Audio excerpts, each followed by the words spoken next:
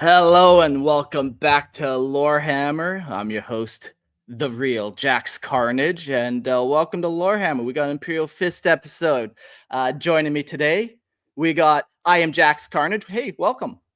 Hello, yes, I am Jax Carnage. How you doing, friend? It's all right. It's all right. And we also got another one of our homeboys. We got just Jax Capital Carnage. Welcome to the show. How's it going, fellas? It's me, your homeboy, Jax Carnage, back at it again with another podcast. Second time joining us. We had a fun time. What was the episode we did last time? I'm sure we had fun. It was something Nurgle related, we were being putrid the entire time. And just watching Jordan scream. But glad to have you back on. Yeah, that was a fun episode to listen to. So y'all keep doing you. Thank you. Well, welcome. We got Imperial Fists episode. Before I get into it, let's just do some housekeeping. Come join the Discord. We do fun stuff like I'll assume somebody's identity. A little identity theft is always fun on the Discord, so you too could be a Jax Carnage or variant if you want. Come join us, hang out. We get up to shenanigans. You can also buy t-shirts and stuff off Redbubble. Other stuff's there too if you want. Redbubble. There's links in the description below. I'm still waiting on that order from that Uslaneshi rap. I'll phrase it like that. Jax Carnegie. Yeah. Glorious. We got a glorious. chat coming up with different Jax variants for sure. Perfect. Fantastic. For I am Jax and you are Jax. We are all Jax in this wonderful creation monstrosity that we have birthed. Jax, speaking of exactly. Speaking of birthing, come join the Patreon so you too can participate in this wonderful monstrosity that we have birthed. The chaos god of Jax. There we go. He is ascending, baby. Yeah. So, but just for $2.50 per month, I refuse to say 50 cents now. You get access to ad-free versions on the Spotify, and then for $5, you get access to the live stream where you get to see our lovely faces, hear our lovely voices, and all the kinds of chicanery therein. Yeah, and on top of that, you also do get access to everything else that you get, such as joining our chat room and coming up with your own versions of Jax Carnage's names. Worth every dollar, I promise. Every dollar we will donate to Jax Carnage. Let the IRS know that. The real Jax Carnage. Yeah, the real Jax Carnage. Yes, of course. Yeah. And on top of that, you could call in at the end of the episode and tell us your own Jax Carnage lore. Now we're talking. I can't wait for the end of this episode. Oh boy. How did you become Jax Carnage? Well, it's a harrowing tale, let me tell you. It all started with that darn podcast. Cool. Well, Imperial Fists, we're doing the fourth and final episode in this series. We've done Rogal Dorn, we've done them in 30k, and now we're doing the 40k chapter variant. In this episode, we're talking about kind of the 10,000 year history. Not every battle, but I kind of I kind of found 4 major incidents, so I'm like, okay, that's very fisty. Then we'll dive into the organization, talk about the Codex Astartes, any special ranks. Their librarians have some cool, psychic powers that I found from Fantasy Flight Games, which you guys know I love pulling from. So those powers are pretty cool. Then we'll talk about the Fortress Monastery, recruitment. We've talked about how they're kind of the kings of amassing their own homeworlds and recruitment planets. They go and all Dorn wants is vassals. He doesn't want vassals, he wants recruits. And they pick up Necromunda. So we'll talk about that kind of recruiting world, what people from there must be like. And then Gene Seed, they pick up also Dorn's Darkness, which we briefly mentioned yesterday, but we'll find out what that really is. How depressed is depressed? We'll find out. And then we'll get into combat doctrine, beliefs, the Feasts of Blade, pretty cool duel between chapters. And we'll finish it off with just their appearance in wargear. So it's going to be fun and informative, and I can't wait to make some fisting jokes with you guys. I know, Gerald, me and you like to fist each other, so I'm sure... That was a private conversation, Mark. Gosh, sorry, buddy. Sorry. Yeah. I didn't know That's the you way she guys were goes. fisting each other too. I thought that was special. You've just been fisting alone over in your room, poor bastard. No, we can all fist for the Emperor, and that's what I like about the Imperial Fist. We can all do it. We can all paint them. They're not that bad. Let's get into this episode, though. For real. It's Starting funny with we're their talking. It's funny like we're doing the last episode on the Imperial Fists because IRL lore, my fortress monastery has hired on some Imperial Fists to help refortify, and all the repairs should be done by the end of this week. So, Yes, nice. Fortify that place up. I can't wait for your sentry turrets that you're putting in. Oh. Heat based, of course. So yeah. oh, it's glorious. It'll be glorious. I can't wait to move back in. So, anyways, but now we're going to talk about their history. The Imperial Fists were the 7th legion of the original 20 legions of the Adeptus Astartes. Their gene sire is Rogal Dorn. Unbroken by treachery, the legion stood firm during the Horus Heresy. In the aftermath, they were divided into chapters under the Codex Astartes. They bear an enduring hatred for the Iron Warriors, as you do, born in blood and stone before the heresy itself. Both legions mastered the art of siege, one to build, the other to tear down. Their war has never truly ended. The Imperial Fists are counted among the most unyielding servants of the Emperor. When the Imperium has faltered, they have stood fast, grim, resolute, and unrelenting in defense. For their sacrifices and for their unbreakable defiance in the Siege of Terra, they are named the Defenders of Terra, a title earned in fire and never forgotten. And we have a quote by a first company captain, Darnath Lysander. Let me see what voice can I give this guy. Okay.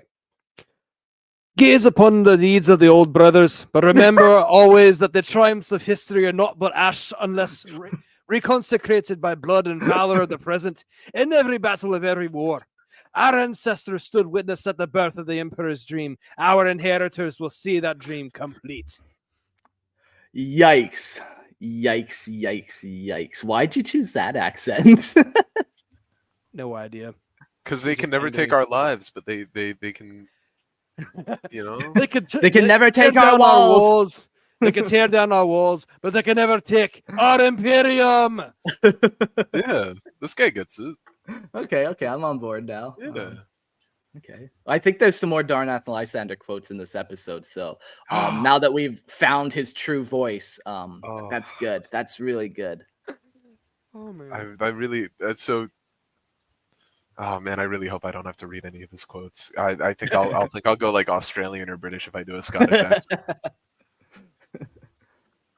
I mean, on the topic of fisting, sometimes you bleed, and we could talk about the bleeding of the Imperial Fists. The Imperial Fists bled grievously during the brutal campaign against the Orcs, later known as the War of the Beast. On Ardmentua, nearly the entire chapter was annihilated, having already suffered in costly conflict against the Xenos race, known as the Chromes. Only Captain Corland endured, broken in body but unshaken in duty. From ruin, he invoked the Last Wall Protocol, Rogal Dorn's buried command. If Terra faced extinction, the sons of the 8th... Wait, is that 8th or is that 7th? 7th Legion would unite once more. Ooh, rise they again, almost shiny came and and fortified you. I would have gotten fortified. I wouldn't have been able to walk that one off. Fuck. I can read. I know Roman numerals. Summon to the Fel system, the Black Templars, Crimson Fists, Fists Exemplar, Iron Knights, and Excruciators answered the call. Reforged into one, they spearheaded the war. They shattered an attack moon over Terra, found Primarch Vulcan, struck at Ultranor, and gave form to the Death Watch. Yeah, this is kind of a whole 12 book series. Maybe it's 11, but I think it's 12. But in the first little bit of it, you get this cool battle. Not cool for the fist, but this battle where the whole chapter essentially gets wiped out down to a couple guys who are kind of off on the phalanx or just doing whatever. And they end up having to rebuild this whole chapter of Imperial Fists with their first or their second successors, these Black Templars, the Crimson Fists. And it's kind of cool how they kind of get back drawn together a little bit. They all have that last wall protocol that we talked about in the last episode. Kind of makes you wonder if the other chapters, or like the original founding chapters, do that too. Because I know Blood Angels, there was a devastation of Baal with the Tyranids, and I know their chapter got decimated. Thousand Sons attacking Fenris messed up the Space Wolves big time. So I wonder if the other chapters employ that same method of like, okay, who are our other second foundings? Okay, okay, you guys, you're Imperial Fists now. Yeah, like I could almost see everyone almost but the Ultramarines doing it, honestly. Like, you know, Space Wolves, I think they only have one chapter that they ever really officially founded. Same with Salamanders, they only have one or two. So I'm sure they would go to the call. Same with Raven Guard. Like lots of them didn't have that many successors. But then when you get to the Ultramarines, they have so many, and a lot of them don't even necessarily care, or, you know, they don't have that same bond, or they don't have that same maybe like genetic lineage where Blood Angels are all like, well, we're vampires together. We always have that at the end of the day. But Ultramarines could just kind of be, you know, whatever. Yeah. Ultramarines, what flavor of Space Roman do you want to be today? Yeah. I mean, that would be, I would like, the Space Wolves would probably call it like reforging the pack or something like that.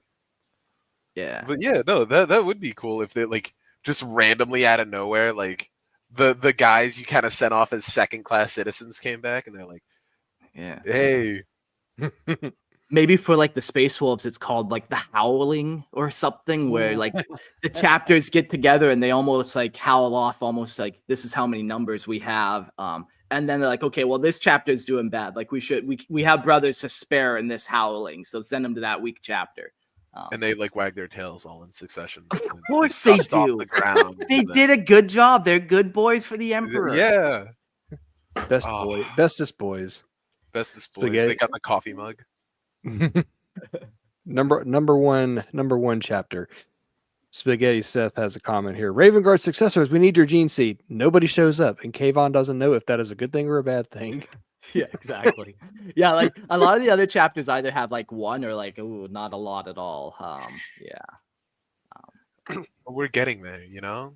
It's okay. They're all just genetic freaks, and that's fine.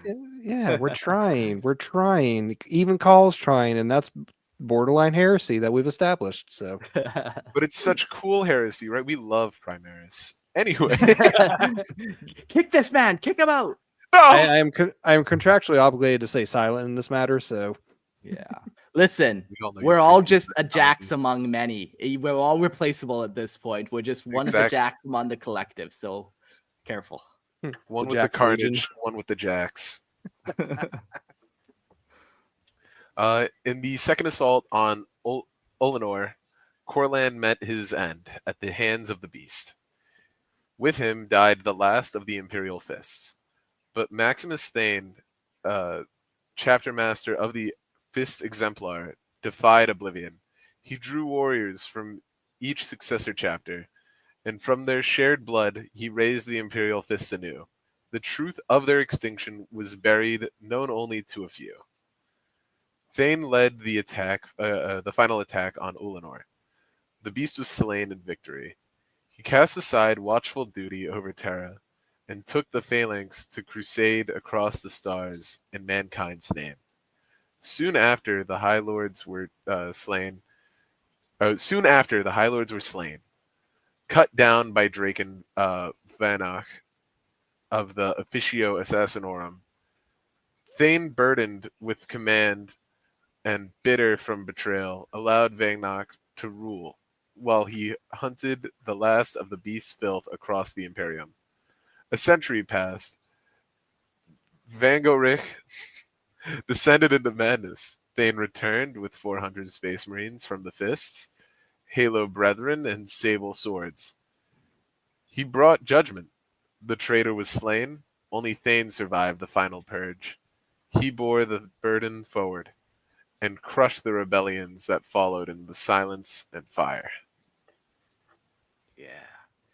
So I feel like the main incidents that involve Imperial Fists always involve the Sol system, and probably Terra specifically. First Terra gets invaded by this huge orc wog. There's giant moon-sized orc warships like popping up in front of Terra and stuff. Pretty cool, just teleporting in. So yeah, there's defense there, and then also the other part is they have to always kind of retake Terra. They go away and they do something, and they have to kind of come back. Where if they're not constantly watching Terra, bad things kind of happen. It seems. I mean, on top of that, it just kind of seems like they're consistently getting wiped out. Yeah. Like in the Siege of Terra, they all died. In this one, they all died. They don't even exist anymore. They're all off brand. Yeah, well, they like it though. That sacrifice, that's how they got off every last one of them. Every last one's doing the last stand. Yes. Yeah, Yeah. you took the words right out of my And then- mouth. Because like if you know anything about Hell's Reach, Last Stand, anything with Crimson Fists, and Rin's World, Last Stand. They love a good last stand. They love a good Last Stand.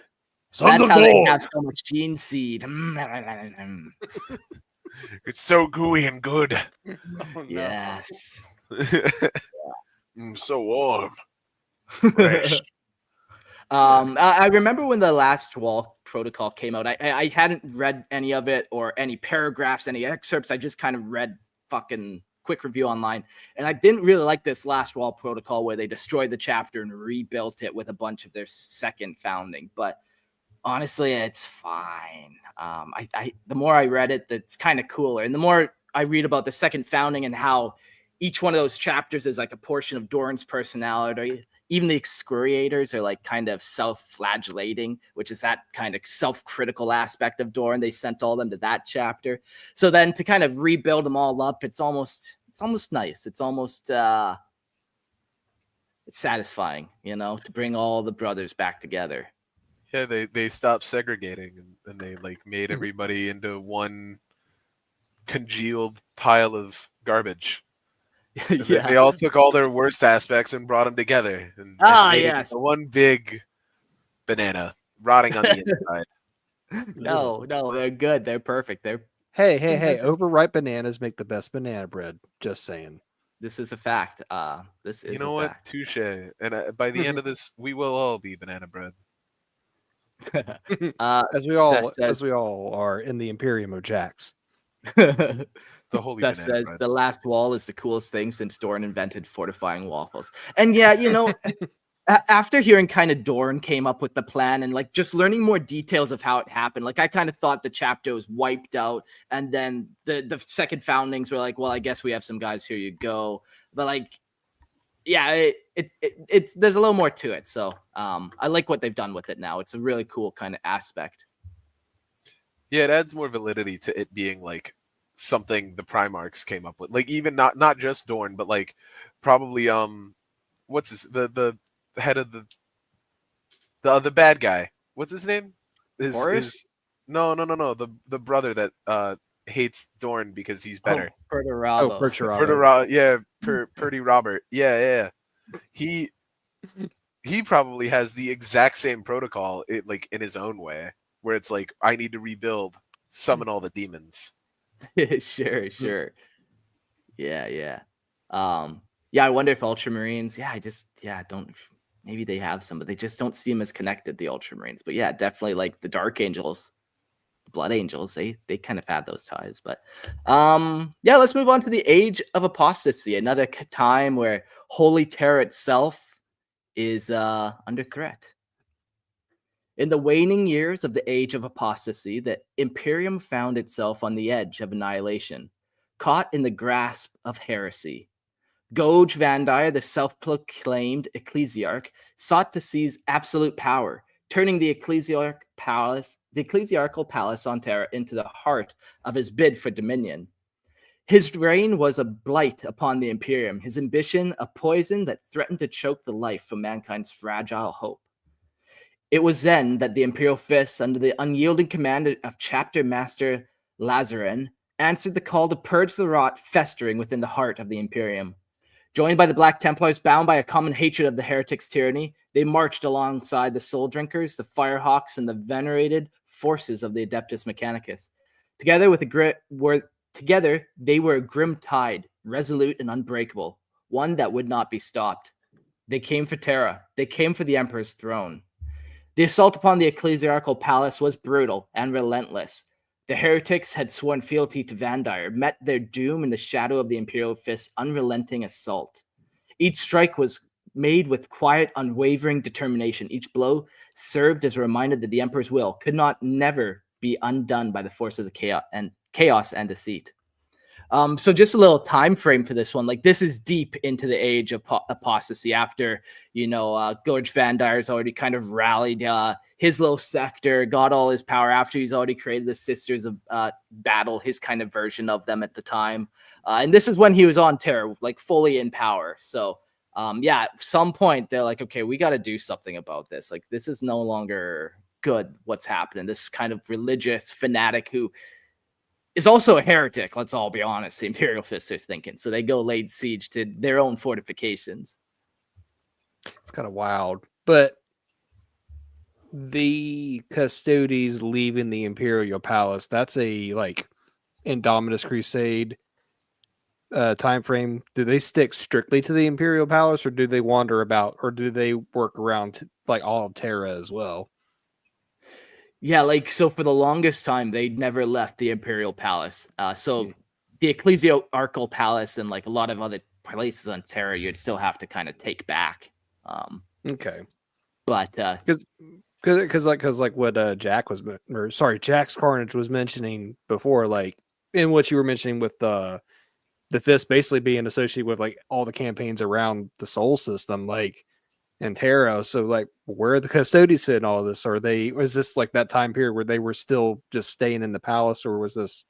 So yeah, that was where my line of thinking was coming from. Yeah, and that's the thing about the Fists. Like, they very recently in the setting have come out from Terra. For the longest time, they're just like locked up. They thought the best way to serve the Emperor was to remain there. So, but the doors have been opened and they have been set free. The Black Templars, unbending in their fanatical devotion, tore through the heretic defenses with the fury of a storm, their zeal matched only by the weight of their blade. They carved a path through the ecclesiarchal palace, ensuring none would stand in their way. The Soul Drinkers, ever a paradox of devotion and ambition, fought with cold precision, their strikes echoing through the halls of the palace like the toll of a death knell. And the Firehawks, relentless as they were, brought the wrath to bear, immolating all that dare oppose them with unyielding fire. The Adeptus Mechanicus, ever the masters of war machines, deployed their formidable engines of destruction, cracking open the palace's ancient defenses and ensuring no retreat would be allowed to the heretics. Their war machines, their servitors, and their relentless march through the palace was a testament to their unwavering purpose. At the forefront, Chapter Master Lazarus of the Imperial Fists stood absolute, unwavering in his command. He was a wall of stone against the torrents of chaos, every move calculated, every order decisive. His gaze, cold and unflinching, saw through the haze of battle, and his will was as absolute as the fortress walls of the Imperial Fist's own chapter. No surrender would be accepted, no mercy would be given. By the time the assault reached its zenith, Vandire's reign was shattered. His forces were crushed, the palace was overrun, and his role was reduced to nothing more than the ashen wind. The forces of the Imperium had shown once again that no heresy, no matter how deep its roots, could ever break the steadfast resolve of a heavy flamer. No, of the Emperor's chosen. The cost of victory was not lost on them. The battle was brutal, and the toll of the warriors who fought was heavy. But the Imperial Fists, as ever, stood unwavering, as an unbroken shield in the face of overwhelming darkness. The ecclesiarchal palace had been reclaimed, and the Imperium for a time was safe from the clutches of treachery. In the aftermath, however, the memory of the grim war would linger, a reminder that the Imperium always was on the brink of ruin. And yet, it was the Imperial Fists, those stalwart defenders of Rogal Dorn, who stood firm, unyielding against whatever darkness would come next. The sacrifice of those who fought here would never be forgotten, for the resolve had once again saved the Imperium from the abyss. Heck yeah. It's cool how they just kind of come in.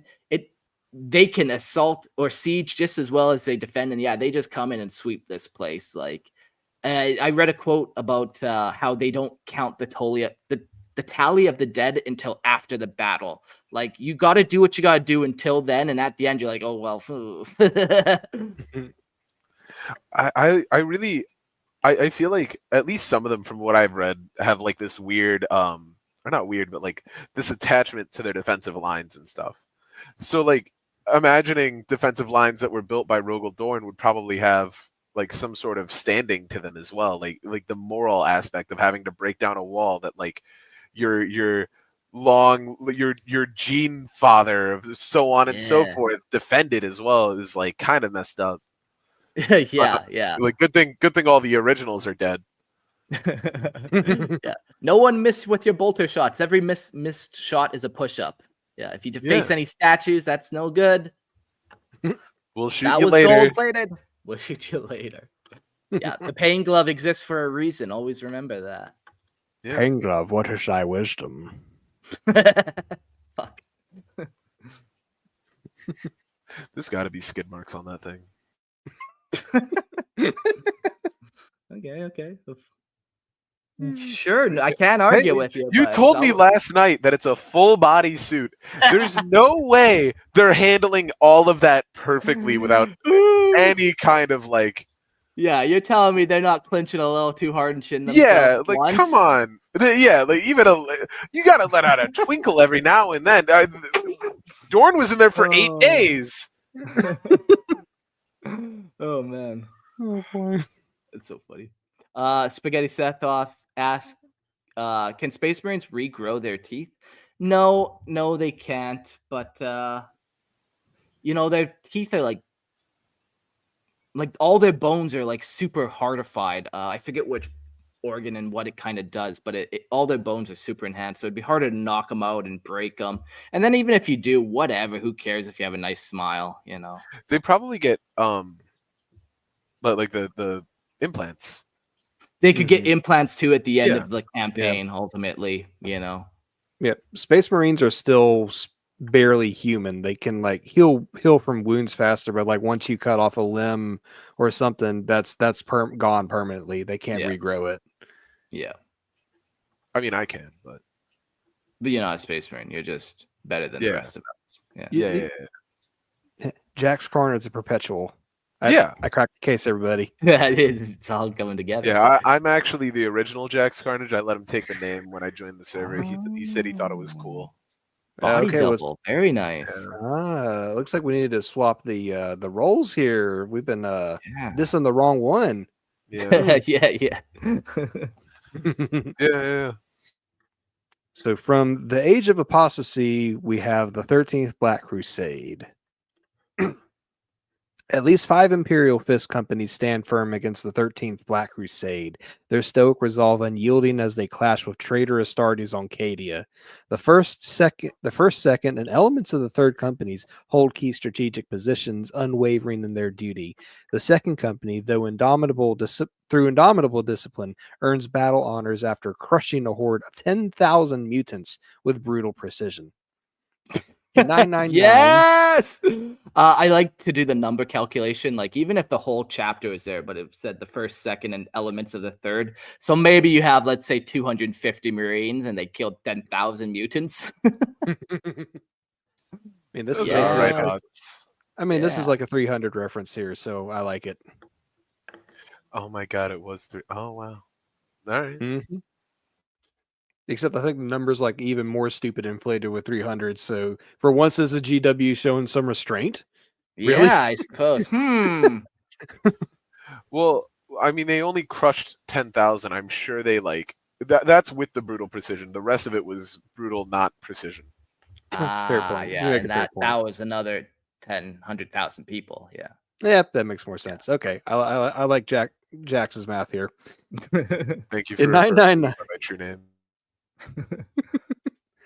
In 999 M41, the Battle of the Phalanx. The third company, resolute and unbroken, defends the mighty Phalanx from a demonic boarding assault led by Iron Warriors, Warsmith Shantu, not Hansu, that diabolical person. Sycophant. For further clarification on Hansu, please listen to our Iron Warriors episode about the Damonculaba. Be prepared to have brain bleach whenever you do listen. Anyways, these traitors sought... Oh, sorry, I missed something. Iron Warriors wordsmith Shantu and the Demon Bellicor. These traitors sought to desecrate the ship and turn it into a weapon to bombard the Imperial Palace.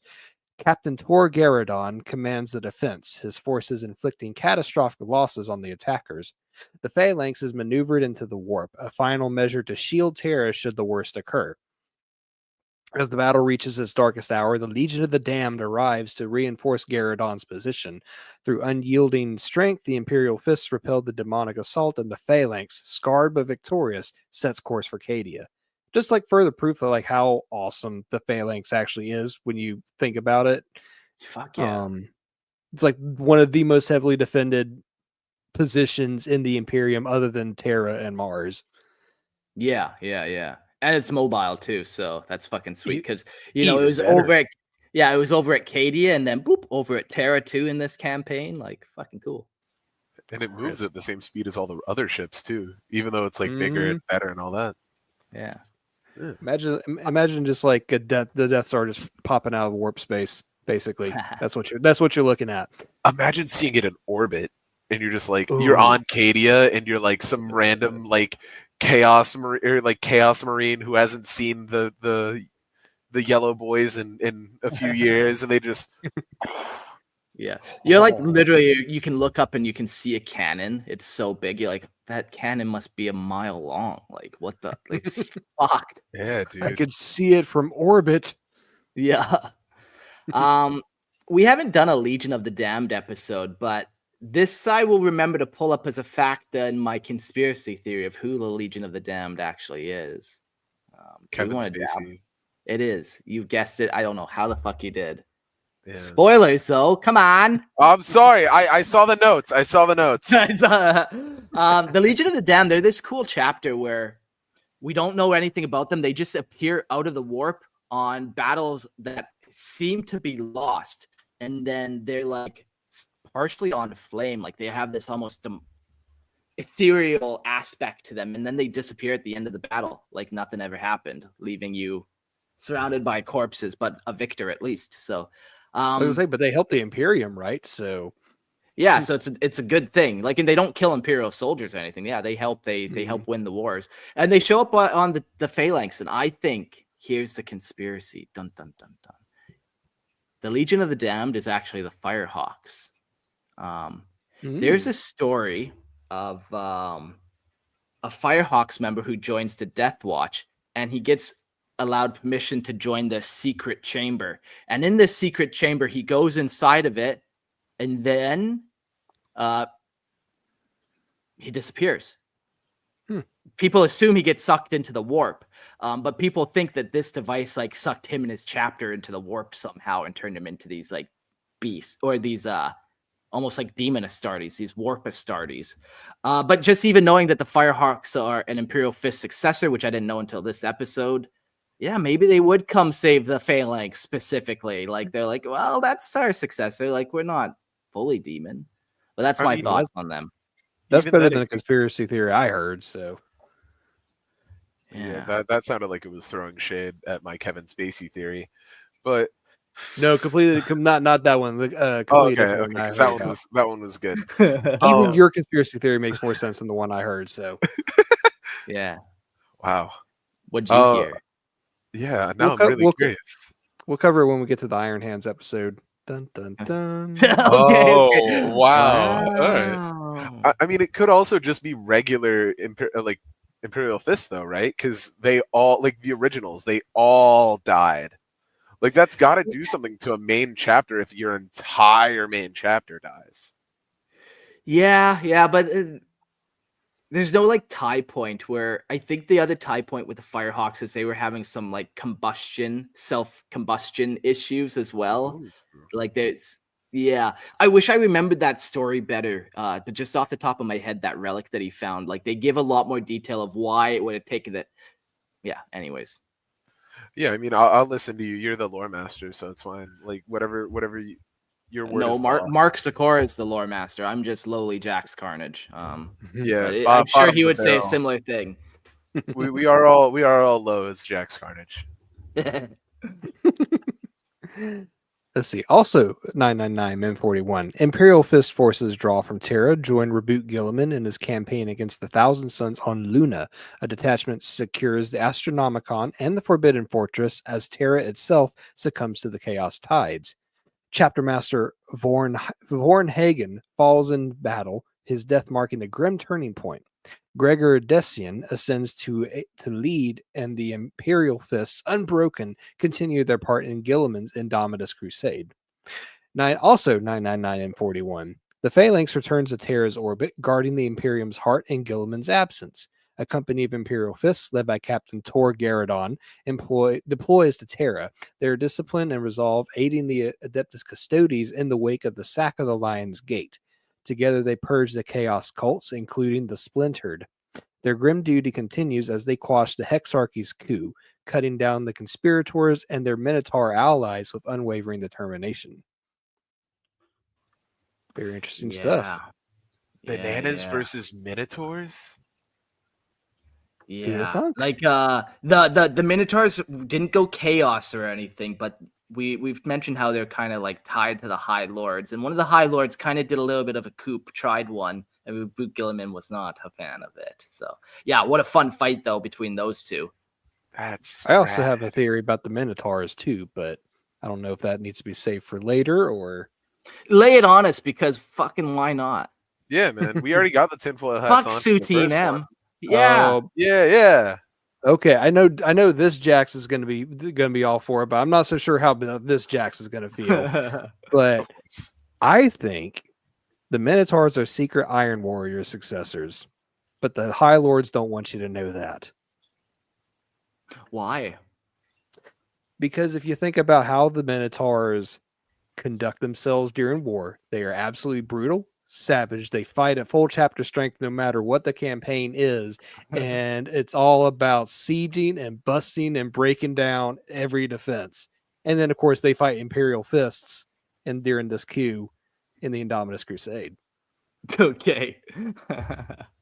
Okay. Upper Jacks, how do you feel? I think that's pretty cool. I'm not going to lie. That sounds rad. However, I heard that the Minotaurs were taller than the average Space Marine, but shorter than the average custode. So I was more so along the lines of like any custode, because obviously there's a height requirement, and they shuttle you off to like Shitsville if you don't hit it. Yeah, So I definitely. felt as if that any custode that wasn't big and bad enough to be a custode got sent down to the Minotaurs and was given basically like the penal unit version of like custody work. That's funny. Where it's like we Yeah. send you off to go do your thing. Yeah, like we know what happens to Astartes that don't like that are tried to recruit. They get some gene seed maybe, and maybe they don't make it, and they survive. Sometimes they become chapter serfs. Sometimes they become like chapter auxiliary. Sometimes they just get servitized. But yeah, I like this. Yeah. Sorry. I am Jax Carnage, but Jax Carnage's theory is better, I think. You know, one of us is the better Jax Carnage, and that's all it is. Reject Custodes are the Minotaurs. Yeah. Also, just to add real quick, anybody who doesn't understand this Jax Carnage reference that's going on, maybe you need to be in the Discord server because it would explain everything.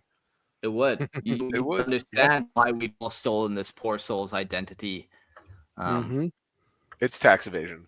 It's tax evasion. Yeah. Just because of the whole just because of the whole identity theft thing, I got to include this bit.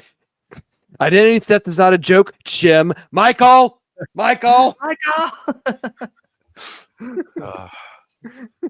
Classic. Maybe the real identity theft was the friends we made along the way. Maybe. I'm starting to think it really was. Yeah. But, you know, one thing about conspiracy theories is, get ready for this segue, Era Indomitus. since the Okay, you're bad at those, hey? yeah, Yeah. I'm better with like the Nurgle puns because I can talk about Yeah. trash, such as the opening of the Great Rift. Yes, Yeah, there we go. There, yeah, yeah. it was When it all has to be any type of quality and caliber, yeah, it can't be done yeah, then for you. Okay, yeah. Of course, of course. that's fine. But on the topic of the opening of the Great Rift, and the renewed onslaught of chaos against the Imperium, the sons of Dorn have not faltered. Lipital says, "You're so bad at segues, it's comical." Yeah, and like I don't know if he's trying to be bad at it too. That's the fun part. Like, are you? If I tell you, it ruins the magic. I think it does. Okay, keep it. Shh. Yeah. Yeah. Don't tell your secrets. I'm the real Firebird demons in the warp, It's true. Yes, you as are. well as Jack's Carnage. viewing the Imperium as a fortress with its countless worlds as its ramparts and bastions, the Imperial Fists have relentlessly held the line. They have launched harsh counter-offensives and formed unyielding defensive positions, driving back the enemy and reclaiming lost worlds with the grim efficiency that defines their chapter. The Phalanx, ever steadfast, looms above the throne world, leaving only when duty calls, yet always returning to resume its vigilant watch over the segmentum solar, such as the ceaseless and sacred duty of the Sentinels of Terra. And another quote from our favorite captain, Darneth Lysander. Lay it on us. For others, ooh, Ooh, I like it. The Great going. Crusade ended long ago. For us, it will not cease until all the royals of mankind are united once more, and the Emperor's golden age returns. Goodness gracious. Yes. Yeah. Darnath. Darneth. I can't believe he said that and not me at all. Yeah, fuck. Man, it's cool being a big time 40K podcast. So you can get those real voice cameos and stuff. You can interview GW people. You can get all type. You can move mountains, it appears. Yeah, and if you do have any complaints about the accent, you can email Captain Darneth at yahoo.com. Yeah. He will respond. And they will be forwarded to James' complaints very shortly after. At some point.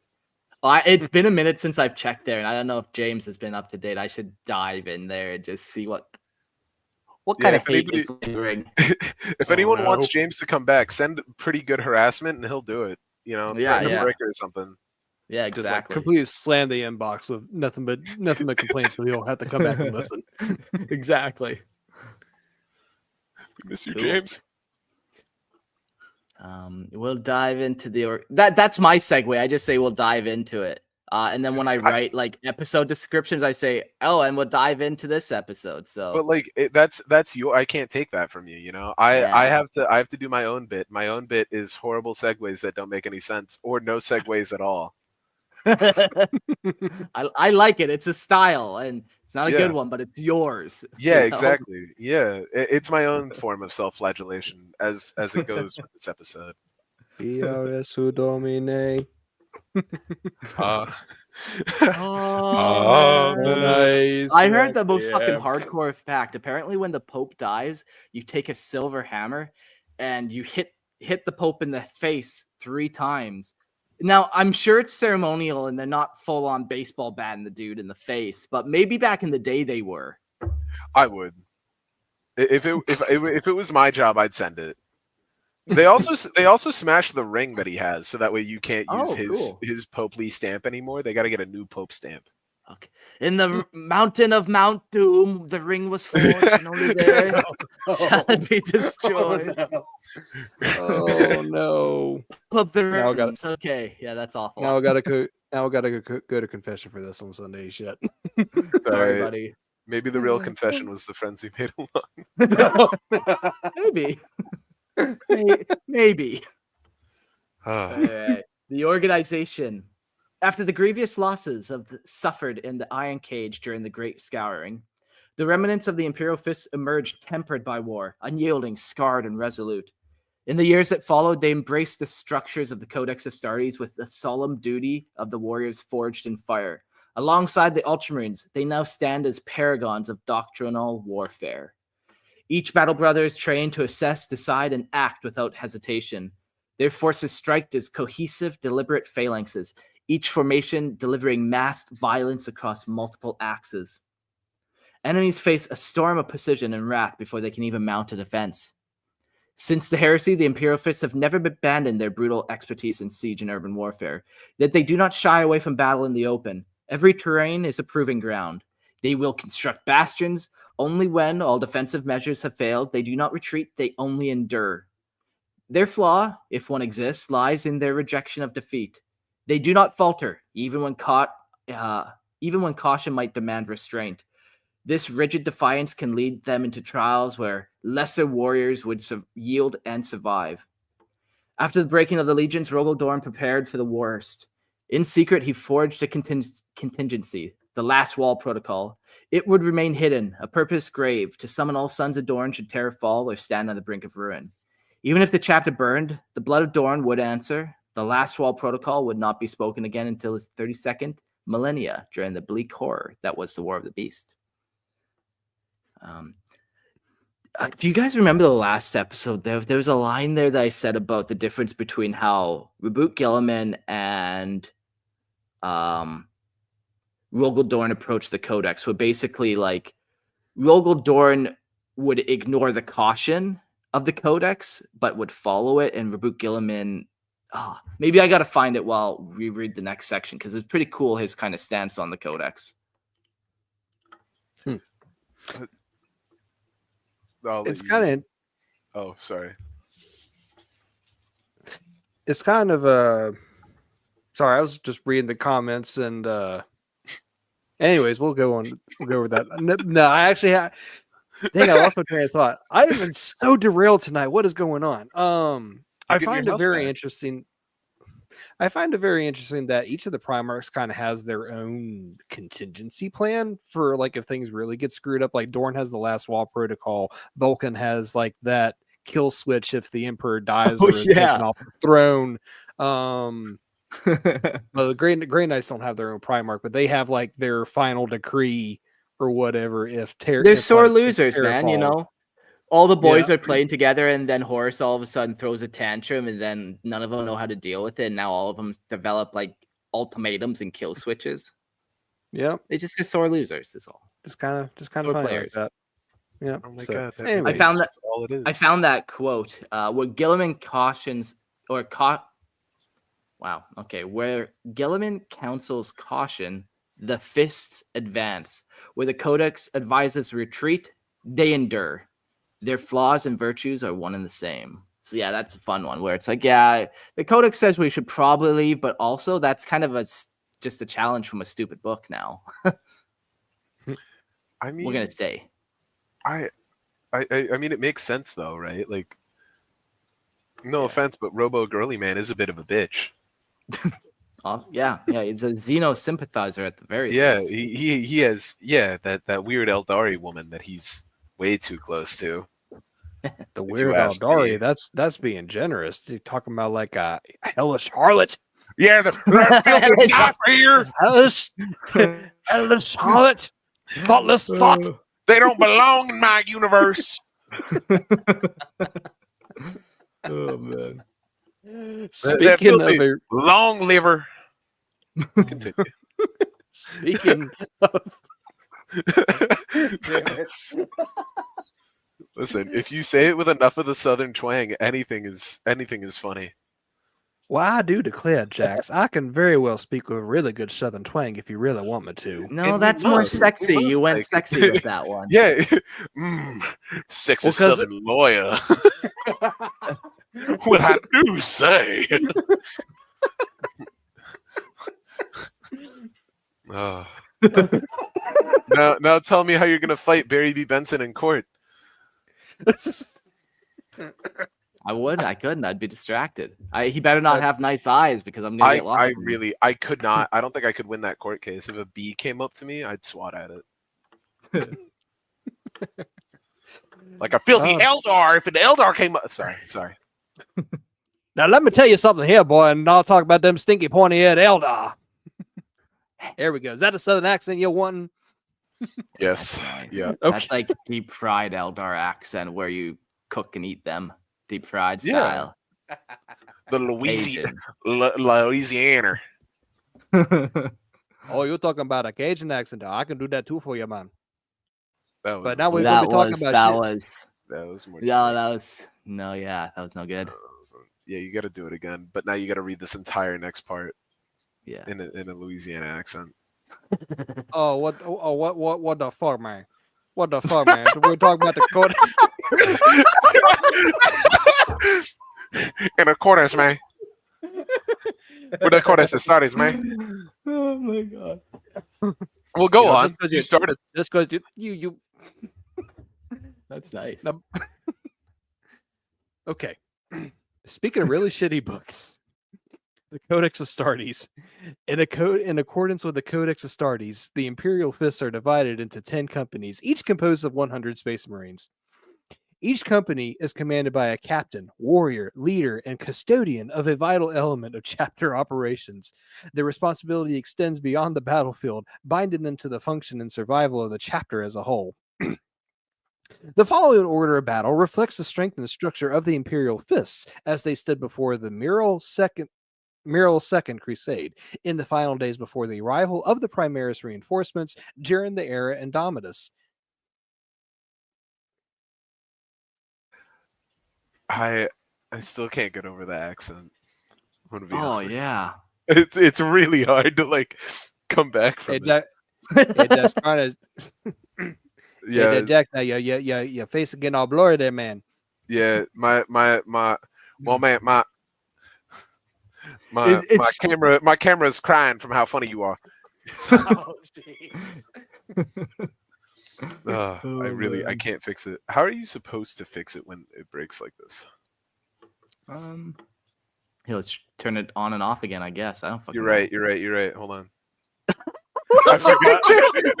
What is that picture? It's Obama at the beach. Oh yeah, okay. I forgot. It's a shirtless black guy as the avatar. I forgot. No, it is Obama. If I need to turn it off again, I can. But it is Obama at the beach. I forgot I did that. You're a weird dude, Jax Carnage. You're a weird dude. Hey man, listen. Obama looks great for his age right now. He's doing great. All right. Yeah. Okay. That's all I'm saying. And he was fucking segue. You know what? He's like the fifth company.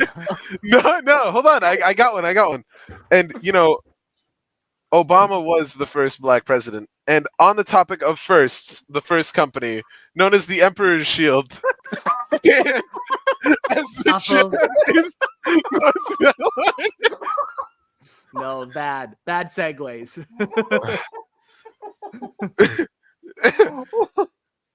Hey, yo, what the fuck, man? That's a good accent for Obama conversations, I think.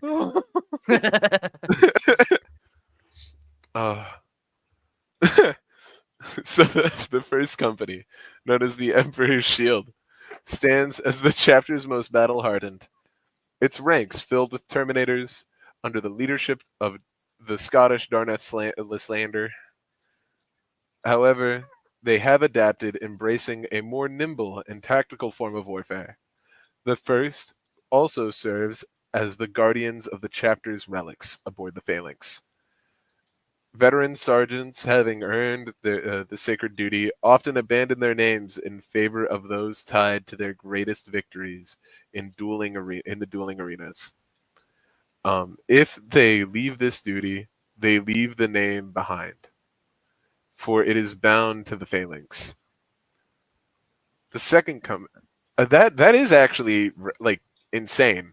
So like, I want to go. I need to go and fight this war on another planet. Time to take my old name back. Good thing I definitely remember what it is. Yeah.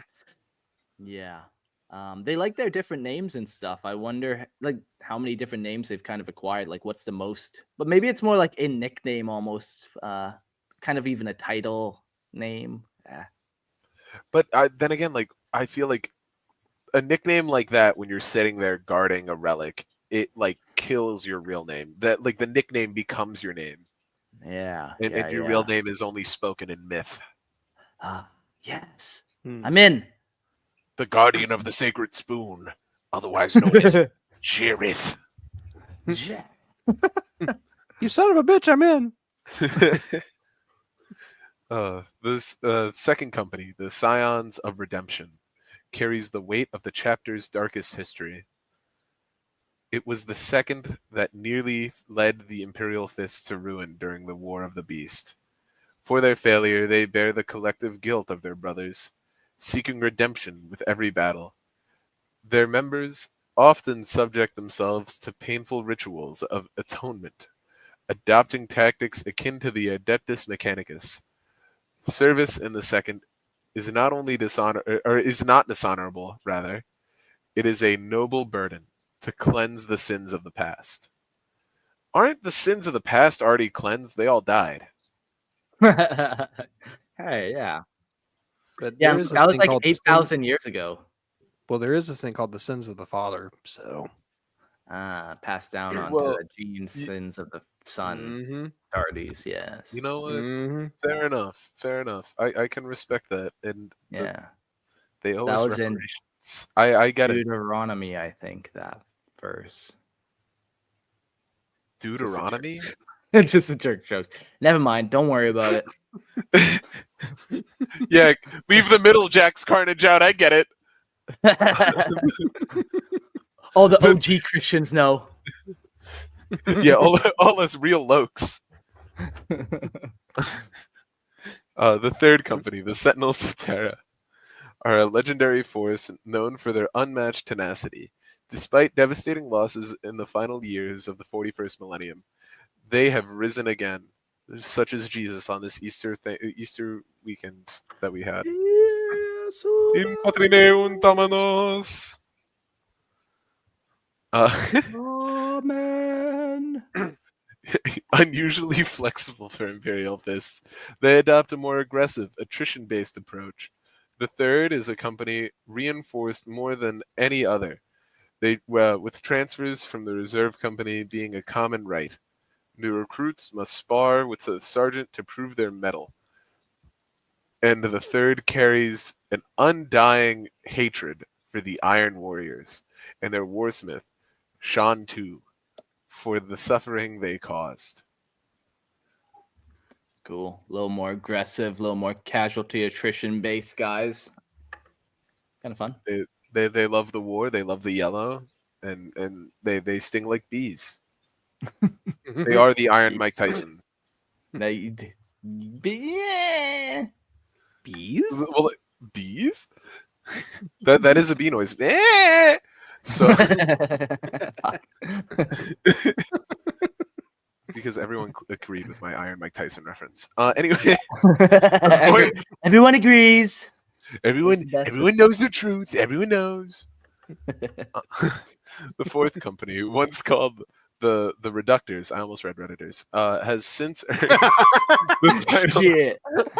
They will be my army of Redditors, so retarded they shall be. And they shall tilt the hat of the sacred fedora. Forged in the fires of autism they are. Yes, indubitably. Redditors. Has since earned the title Victors of Brax. After a famed victory, the fourth is not known for speed, but for their unrelenting force as siege breakers. They deploy overwhelming mass, breaking through enemy lines with cold, relentless precision. Now that's my fisting style. Without a doubt, of all the ones we've read, that's the way I like to fist for the Emperor. Hard and slow. Hard and slow. But you get every corner. Overwhelming mass, but I get every corner. Yeah. Yeah. Just for clarification is all, in case anyone was curious how I roll. Yeah. Yeah. I mean, I'm more of like a first company fister. Ah, you like to have some relics involved, some stuff like that. Yeah, so I like Okay. toys. Yeah, I like toys. Interesting. Okay. Thank you, Gotta come sir. in with May I the have equipment. another? Yikes. This is a good podcast. Good thing we're all Jacks here, so that way we all Yeah. worship Slanesh. Yeah, good thing we're all Mhm. Jacks here. I blame this on Jax. Yeah, none of This this is stuff all he's Jax's actually fault. wanna This be wouldn't a have Yeah, happened it's if all Jax. Jax's fault. Yeah. champion. Good, Fuck that. good. Fuck that guy. Yeah. What's up with Jax? Am I right, fellow Jaxes? Anyways, the fifth company, the Heralds of Truth, serves as the custodian of this scriptum ascenda, the chapter's sacred archive.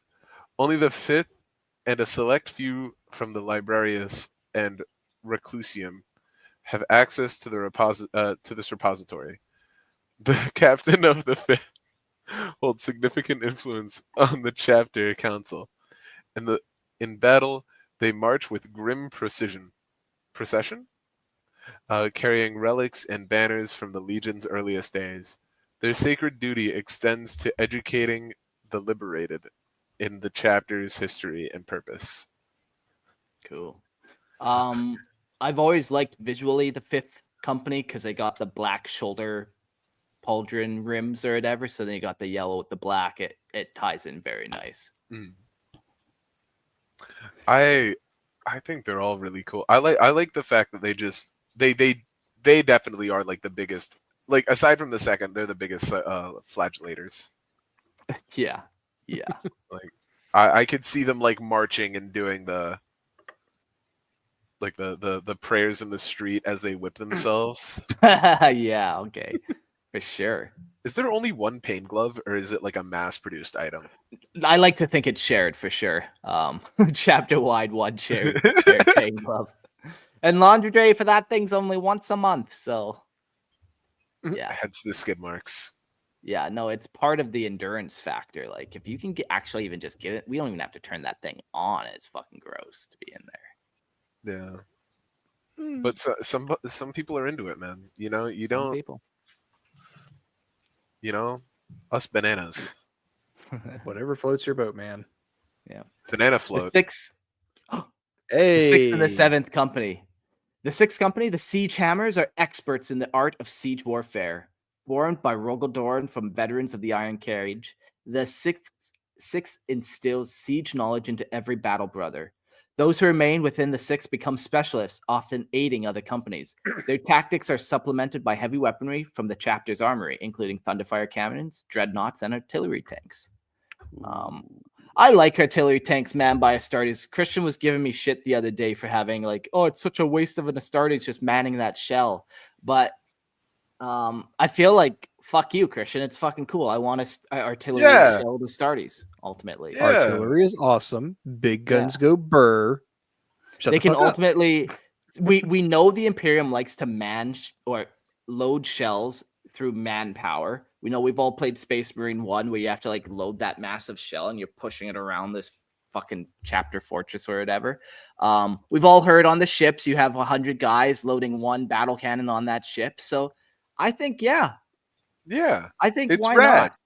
You have a bunch of Astartes loading shells. Fuck yeah, they can load bigger shells. They can stand the concussion force of it. Yeah, they don't need all that autoloader nonsense. You need less dudes manning it because you have like one Yeah. Astartes. And we have plenty of Astartes. Like, not all of them are listed, Plenty. especially due to tax reasons. Especially due to tax reasons. Yeah, man. Yeah, It's this there's weird no game that they way. play where it's like, yeah, we max out, we have 1,000 guys, but then they also like don't tell about 500 guys that they have. It's fun. Yeah, because somehow everybody's always making second class citizen, the second born or whatever they're called. Yeah. I mean, I am of the belief that the 1000 is strictly just battle brothers. So when you factor in all the officers, all the auxiliaries, all the specialists, that's fine. Maybe an odd rounding error every now and then, just so the blueberries don't get their panties in a wad. But just call it closer to 2,000, let's say. Yeah, but the blueberries don't even like they don't follow that either. I've seen 1 million blueberries get wiped out and 1 million more show up. It's He's pissed. Jax is pissed. Jax is angry, man. Jax was referring to himself in the third person for the rest of the night. Perfect. Yeah. The 7th Company, the Guardians of the Phalanx, are entrusted with the sacred duty of protecting the chapter's flagship. The captain's heart is removed upon assuming the command, replaced with an augmentative device crafted from the phalanx itself. Ooh, A man. constant reminder of the solemn duty. Oh my god. The 7th also oversees the Auric Auxiliary, the primary defense force of the phalanx, using land speeders, repulsors, and land raiders for a more flexible approach, yet employing tactics similar to the 6th when needed.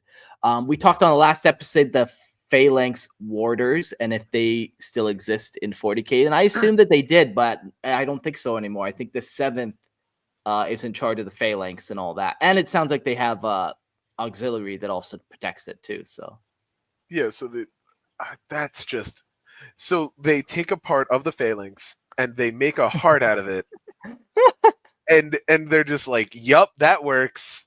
For yeah, no they're reason. like, iron pipe hanging from the wall.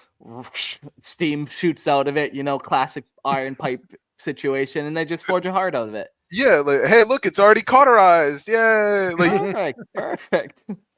Jack's Carnage really does enjoy that idea. I am Jack's Carnage also enjoys this idea. Yes. But the Here's real the thing. Jack's Carnage also does. Well, here's the thing. The Astartes have two hearts. So will both of them be replaced or just one? I feel Half just of each. one. Half of each. But it's the wrong side of each too. It's only like oh no, the right side of each. Yeah. That's why captains don't last that long in the 7th Company. They have heart Mm. failure. About 8 hours they typically last. The turnaround is quicker than the 15 hours guard number. Yeah, common guard W. As Jack's Carnage, I gotta let it be known. Guard are my favorite. Hate the Do you have a Tau specific too, as regiment? Jack's Carnage. Yeah, Death Corps. Of course, Death Corps. They're the best. Sure, Name one failing with the Death Corps. I'll wait.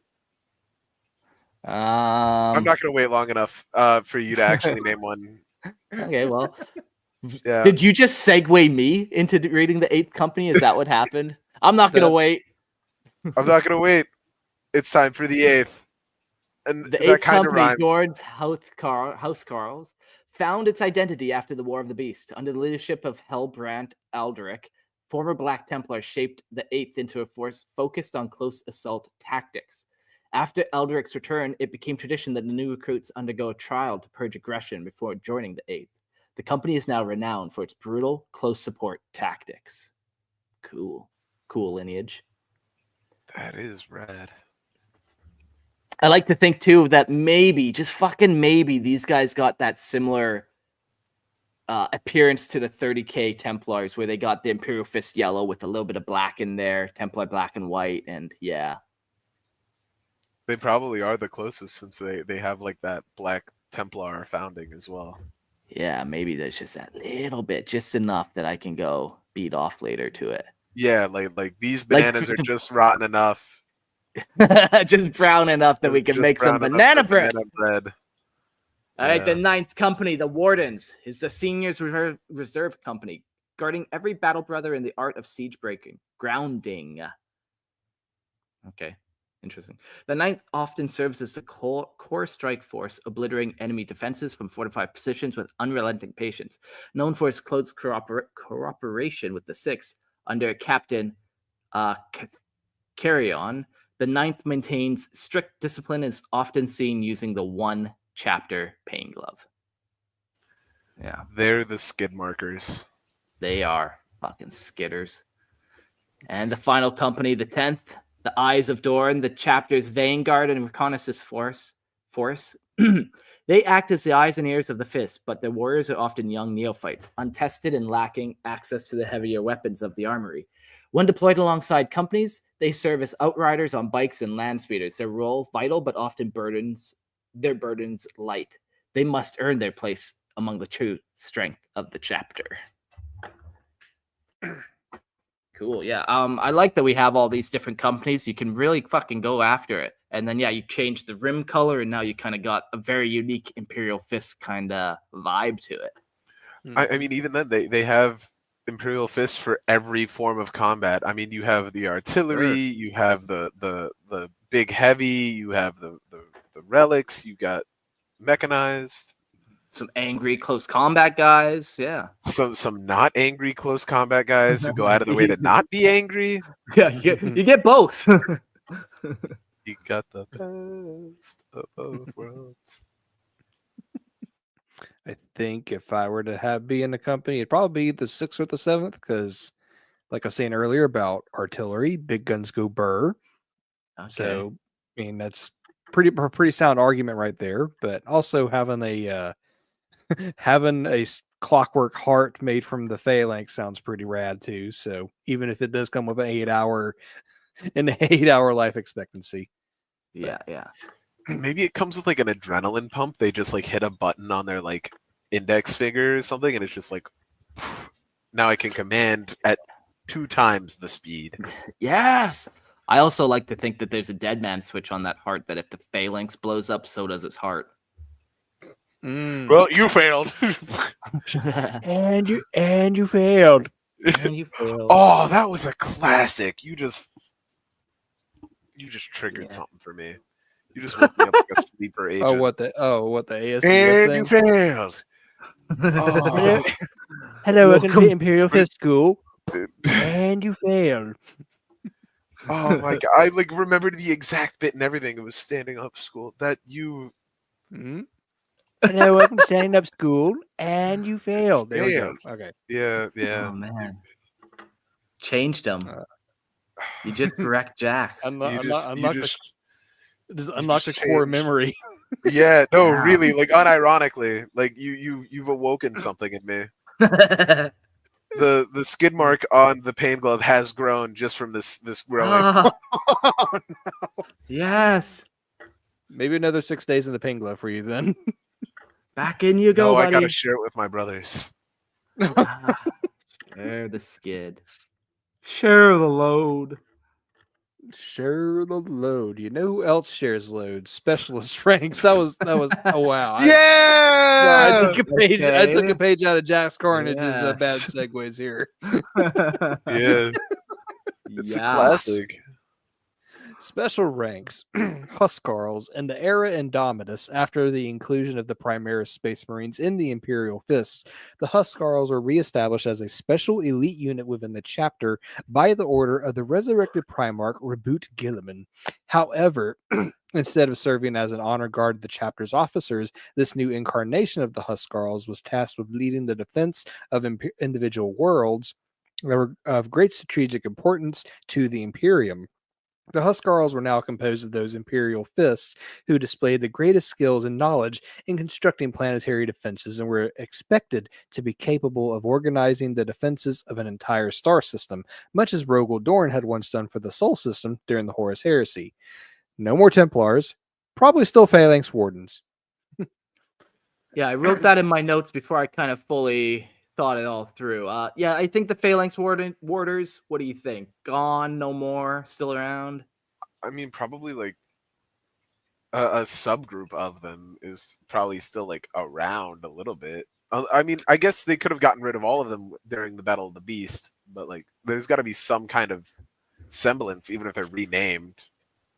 Yeah, maybe it's like the 6. Maybe they went to the 6 for the first time, the survivors, you know? Yeah. But yeah, the Housecarls are pretty cool. Just these kind of lone administration kind of siege experts that are left behind on planets to make sure things go smooth. They did this during the Great Crusade a lot, and now they're bringing it back. Good for them. Good for them. Fucking all right. I find it odd that they use the term Housecarls though, because that's like a Norse kind of name. So it's like interesting that they have their own like what are the bananas supposed to be? Like what group were they inspired by? Maybe a touch of Roman, maybe, but not as much as Ultramarines. We talked a little bit about they might have some like German ancestry. Especially if you look at the Black Templars, a lot of them have like very German names. Yeah. Like Hilbrecht, Grimaldus. But like that's that side. I don't know. It's like the Fist as a whole kind of, I don't know. maybe Prussian. I Yeah. like Could what be. Seth said, or like maybe like Germanic tribes. Yeah. Because I mean, Mhm. again, actually, Germanic tribes did use housecarls, so that would make more sense if they Okay. like all together and they kissed. Yeah, it just seems weird. You're right. Like they didn't call it like Praetorians or something like Yeah, that. right. Like, yeah. Because it's not their vibe. And another thing that's not really their vibe is like reading. So the librarians, um, as with all chapters of the Adeptus Astartes, the Imperial Fists maintain a librarium. Its halls silent because they don't read, solemn and watched. Within are psychers of formidable will, honed to wield the warp not for power but for duty.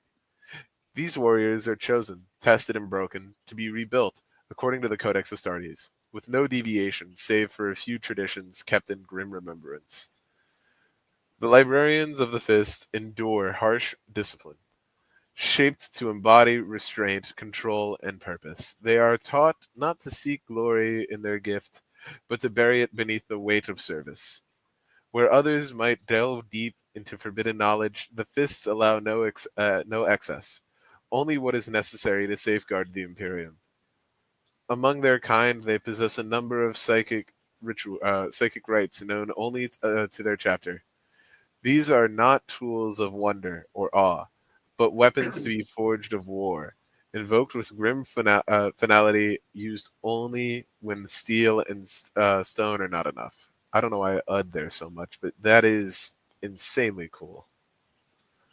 They just have psychers like on call, and they're just like, "Yep, time for you to psycher," and you're muted. Yeah, they have a place on the phalanx where they just lock up these psychers. And at the beginning of the Horus Heresy, a couple notable guys got locked up in here for a couple years or something like that. And Rogal Dorn would come and check on them. I think this was after the Council of Nicaea. They locked all their psychers up like that. They didn't want them to go to war, so they just kind of sat them down in cells. But like, how do they use them? Like, it doesn't really say what they do with them. I got a list of some powers here. So lots of them are like courage inspiring, almost more so than like attack. I'll read some. So into the Crucible, the librarian calls upon the souls of all Imperial Fists who gave their lives at the Primarch's side during the Battle of the Iron Cage. The blows of his enemies are turned aside and healed by the incarnate force of his ancestors. Noble Praetorian. Rogal Dorn is remembered by many as the right hand of the Emperor, his most faithful Gene's son, who stood watch over him and enacted every. I'll just find the not fluff bit. The librarian channels a portion of Dorn's noble spirit into his body. The next one is Stoneblade, Stonebane. Stonebane may be used when a librarian is faced with a wall, fortification, a bunker, or similar structure that he wishes to turn asunder. So he kind of just smashes objects. But a lot of them are like, yeah, the ultimate sacrifice. So he fights on longer before he gives in. The Golden Sun. He's more inspiring. Like a lot of them are kind of courage based, you know. Okay, so it's just like oh, okay, so that's what it means when it said not of like war, but with like service. Yeah, you know, like there's it'd be like a buffer class. Yeah, exactly. Okay, yeah. I can respect that. That's way cooler than like not a support role. Yeah, I like looking at that now. That's a great way to say it. It's that support, that buffing class, as opposed to like a DPS librarian. Yeah, because that's what we see with like how other people use them. Like even the Space Wolves and stuff. They're like hitters. Exactly. Yeah. Shoot the bolt of lightning through your fingertips. Taste the lightning. Know the power of the dark side. From my point of view, the dark side's the good side. Another giant space station, much like the Death Star, is the Phalanx. Not bad on that one, hey? Yeah, not good, we're doing it. But not bad. Yeah, no, we're all becoming worse as people, and I'm happy about it. Each segue, we all die a little inside. Excellent. This is the chaos that Jax Carnage is really reaping. Thanks, Jax Carnage. Thanks. Thank you, Jax Carnage. So we're going to focus back in on the phalanx, and we kind of are going to focus in on those areas where it pops up and kind of gets either badly damaged or saves the day. The first one is the War of the Beast. By the mid-32nd millennium, the phalanx had begun to wither, a relic of a greater age. It was forged to serve a legion, now it left to a single chapter. Too few to fully man its colossal frame. Oh, that's fucking fun to think about. They can't even man that thing proper with just one chapter. Its hangars stood hollow and silent, with ancient systems irreproducible by modern means. Even minor damage bred complications beyond easy repair. Each fault a quiet echo of forgotten mastery. During the War of the Beasts, the decision was made without sentiment. The phalanx was repositioned between Terra and Venus. Its survival deemed too vital to risk against the alien moons of war. Cool. So yeah, it's just kind of been hurt at this point. It's been on 2,000 years of kind of crusading. Needs some love. So, what if? Oh, sorry. I'll let you go, Jax Carnage. No. Go ahead. So I was thinking though, like, you know how everybody's like, we need to kill the Emperor so that way he can be reborn healthy again and whatever. Why, like, they could do the same thing here with the phalanx, where they're like, they send it to Mars and they're like, all right, take it apart, put it back together, figure it out. Yeah. Like, yeah. we need our battleship back. Please. It's the main character once Rogal Dorn left us. Give it back. I wonder if it's like the like for one of those I forget the name of the thing that the mechanics do, but it's just like they can't turn them off because the guy that knew how to operate them is dead, so they don't know what to do. So I'm pretty sure it's just like that with the mechanicus. It's like if you give them the phalanx, they're not going to know what to do. Yeah. Quite the That's machine. so fair. It's kind of like it's okay. What I was gonna get at a little bit is it's like I like 30k legions, but at the same time I don't like it because then it just comes to show how much everything degrades by the time you get to 40k. That being said, I understand that is the whole point of 40k is to show how bad things get as the Imperium just turns into a bloated carcass. But it's just but sometimes it's nice to have nice things, and not see it all is nice ruined. to have nice things, and that's what I love about the 30k legions, because they have such cool shit. But then like they don't have it anymore. Or it's like it's so bad beyond repair they don't want to risk losing it. Yeah, I don't know. It's a contradiction. Yeah, you can get rid of all the cool people. I kind of just want all the cool ships and stuff and tanks. I think they're way better. Like, you get rid of all your named characters. Give me back the Malcador and Furnace. Give me a fully repaired. Give me a fully repaired phalanx. Get rid of reboot Gaily Man. Place him with a Baneblade.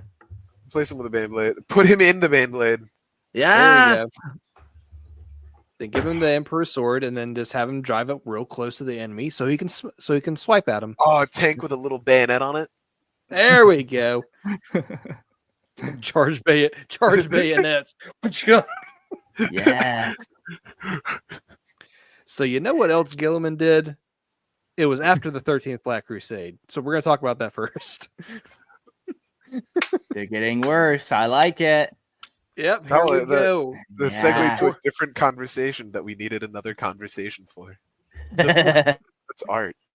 It's like having to wait in line at Starbucks. You need to go to Dunkin' Donuts to get coffee, to stand in line and wait for your coffee. Oh, fuck, that's the worst. I want a donut. Where was I? I got completely derailed with this here. Phalanx, here we go. Phalanx came close to ruin during the 13th Black Crusade in circa 999 M41. At the fall of Cadia, it arrived unbidden to aid the defenders of that dying world, first enduring a demonic infestation within the warp, then facing the fury of the traitor warfleet massed in the Cadia system. As the crusade began, the Third Company of the Imperial Fists held the vessel's halls repelling a hellish boarding led by Iron Warriors Warsmith Shantu and Demon Prince Bellicor. Their ambition was blasphemous and bold, to eclipse Abaddon's conquest by capturing the Phalanx and the Sol System, corrupting it, and using its firepower to obliterate the Imperial Palace, bypassing the Cadian Gate entirely. That's a scary thought. Yeah. Captain Tor Garradon, commander of the 3rd, was entrusted with the defense. He met the enemy with fire and sacrifice, directing the Phalanx into the warp to shield Terra should they falter. As the situation deteriorated, the Legion of the Damned emerged, unbidden but not unexpected, fighting alongside Garradon's warriors. Chaos Scrap Code seized parts of the ship, forcing Garradon to turn its ancient guns inward to scour the taint. Oof, not only is it like in disrepair, but now you gotta fire upon it even more just to protect it. Bellicor then tore open a rift within the vessel. Victory for Chaos seemed assured until the spectral warriors of the Damned struck with silent fury, reversing the tide. Yet the cost was great. Nearly 10% of the Phalanx was lost. With the Legion still aboard, Garradon then led the vessel to Cadia. There it annihilated the Will of Eternity, a blackstone fortress, after space wolves under Sven Bloodhowl broke its shields. The Phalanx endured, battered but unbroken. It bore survivors of Cadia's fall back to the throne world, where it resumed its long vigil above Terra by command of the returned Reboot Gilliman, last son of the Emperor.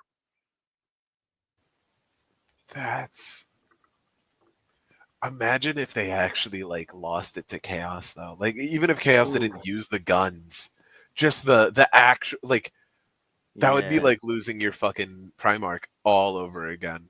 Mm-hmm. Yeah. The ship, this homeworld that you've all lived on, generations of Astartes have used it. Oof. Idea. Huh. So we know how the lion woke up after Vashtor fought against the rock. What if they do lose the Phalanx, and that's what brings Rogal Dorn back? No. Rogal Dorn. Oh, you can go and say how Rogal No. Dorn's definitely dead. No, you first. All right, I appreciate it. I read about this flesh curse that like overtakes ships and turns them organic in the warp, and I was thinking like if those those little warp marines came out and just like infected the Phalanx on its last legs with this like organic virus, and it like healed it fully and made it alive, but for the Imperium. That would be rad, but it would also answer the question of who they are. So that would kind of ruin them, but I think that would be super cool. A demonic Phalanx. But like a loyalist demonic Phalanx. Yeah. That would be cool, especially on account of the fact that like. I mean, if we're following the line of logic that the Legion of the Damned are Imperium demons, along with Saint Celestine, it's not that much of a stretch. Yeah. As heretical as that sounds. Who's to say? What's fair to say and not to say? And then you can eat the ship instead of having to farm on it, and it'll like grow itself back. Yes. You got to feed the ship part of itself as well. That's part called of the ship, starvation. part of the crew. Wow, that's a.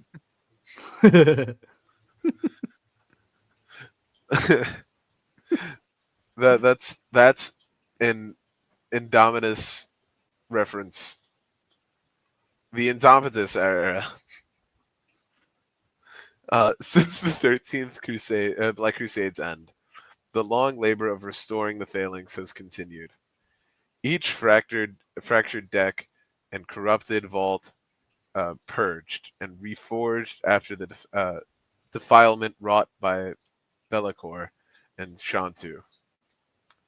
Amid the constant grind of gene-forged laborers and the droning of rites of the Ministorum, the Adeptus Custodes have the Adeptus Custodes have without resistance embedded watchers aboard the vessel. They move unseen among the throng, their gaze unwavering. To them, Phalanx is not a bastion. It is a weapon of terrifying potential.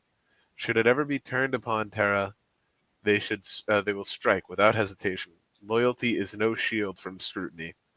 The custodians neither forget nor forgive the folly of trust in demigods.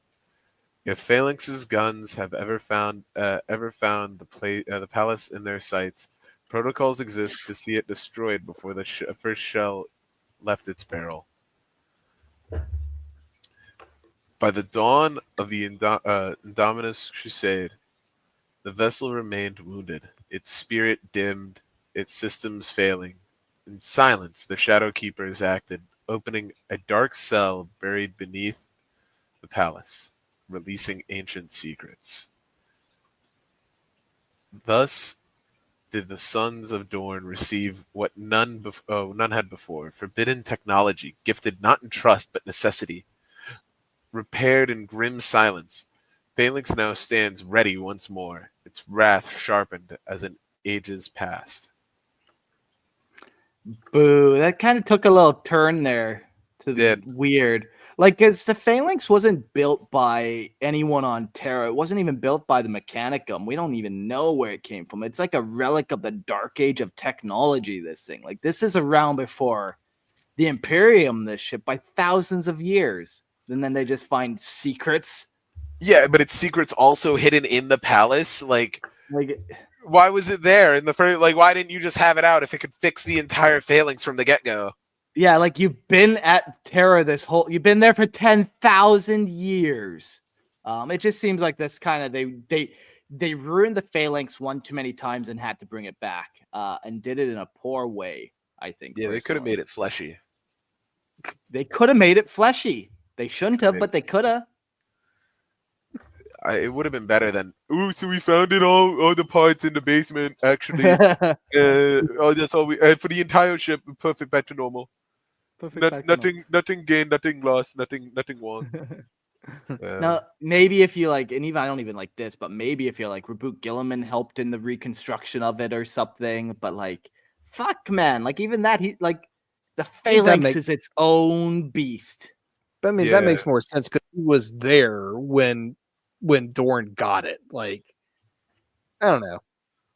That's but listen, it's not a 1992 Chevy in your dad's garage where you just have all the parts laid out for you, though. That's my problem. It doesn't make sense. A little silly. It's just it'd be more like getting in possession of your great grandma's original Ford Model T, where none of the parts are made anymore or something like that. Yeah, they could have done other things. What if they turned into a Space Hulk, where a failed jump with a fleet, and now all of a sudden you got this Imperial Fist Space Hulk of the Phalanx and a couple of the battle cruisers or something. Or that would be pretty rad. That would be rad. Or even just even something basic where they just go, listen, we don't know how to rebuild all this, so we're just gonna do what we can and where we can, and we're just gonna figure it out. And they just do this shitbox bash together whatever nonsense, all is and this is the new Phalanx. It's 75% as what it was, but it's back to operational capacity. Yeah, I don't know, anything like that. Anything could have been better, I think. I mean, it sounds like the Imperium could really use all these Space Hulks that you find flying around, because you only ever hear stories about them being explored or abandoned to some Xenos or Chaos individuals. No one's ever pimping that ride. Yeah. Yeah. It's an odd move.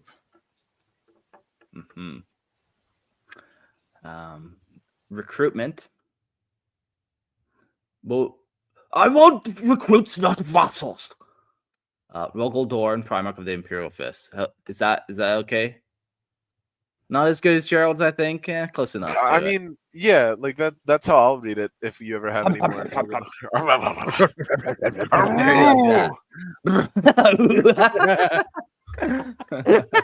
Yeah, that'd be rad. Yeah, that'd be fucking rad.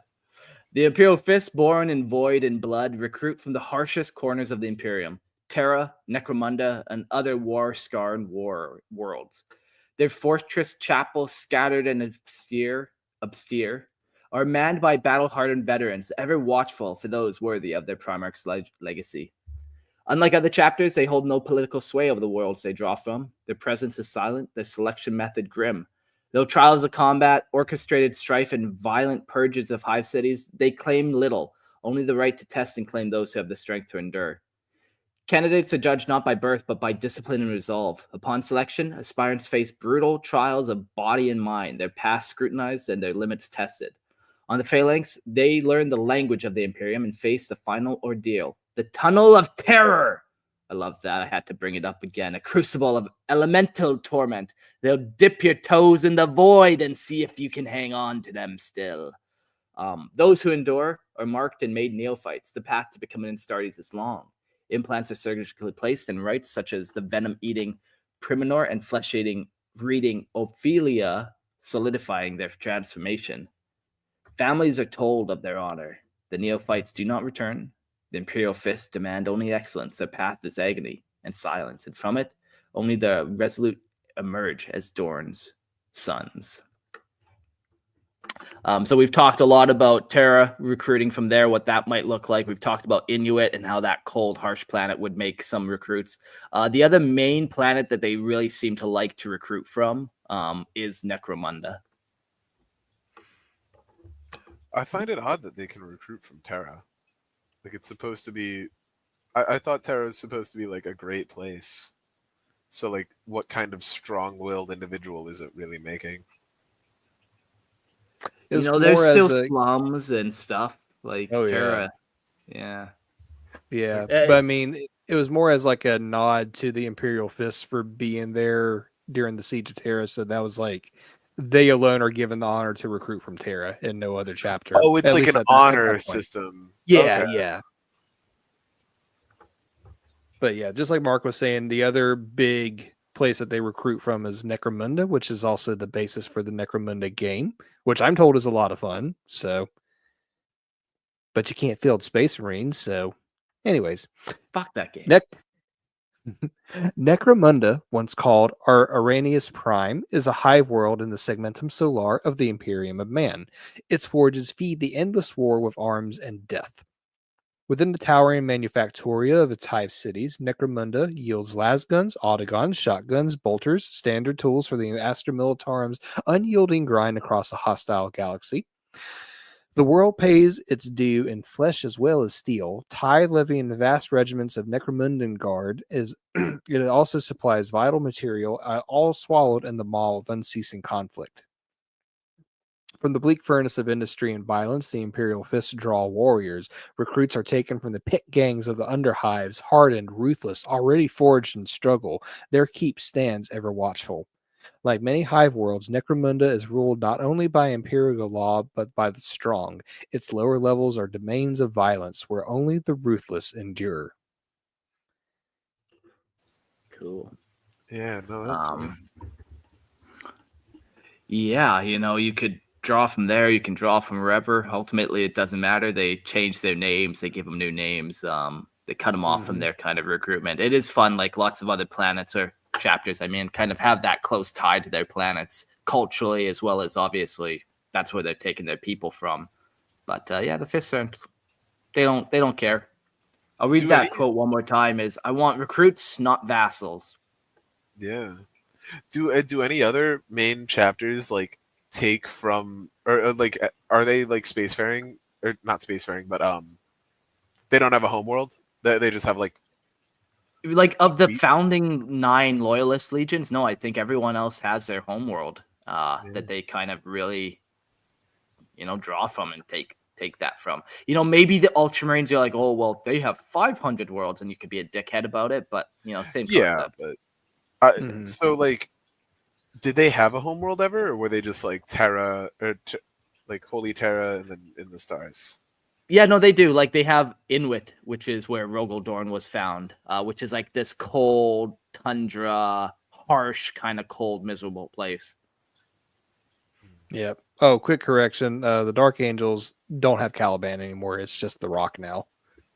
It's a place, technically. How much of a planet do you need to claim that you still have some planet. Well, this is a Pluto conversation. Jack's Carnage. Well, spoiler alert for Arcs of Omen, Vastor did kind of bring Caliban back, so Oh, neat. You I can say collect it kind of. all. Oh Yeah? I Oh. forgot. Nothing is lost and Mhm. nothing is gained in the endless expanse of 40k writing. Yeah. So bleak. It's so bleak yet so So unchanging. meaningless. So they go into any world and take gene seed from, or like implant G seed in any child after cutting them off from their families. And on the topic of gene seed, That sounds even worse when you put it that way. You induct them into a cult. you sit them down and you go, hey man, you can never talk to your parents again. They don't know what you're about to go through. And then you put them alone on a ship and you take them far, far away. And your parents think you're at summer camp, little boy, but really you're in hell. Free candy, come in the free candy phalanx. And then it's just like that scene. It's just like, wait a minute, why am I strapped to the surgical table? Yeah. Welcome to hell, motherfucker! Oh, maybe the real brothers are the children we abducted along the way. Oh no! Maybe. Oh, Maybe. no. But on the note of implanting gene seed into minors unconsensually, the Imperial Fists. What's wrong with you?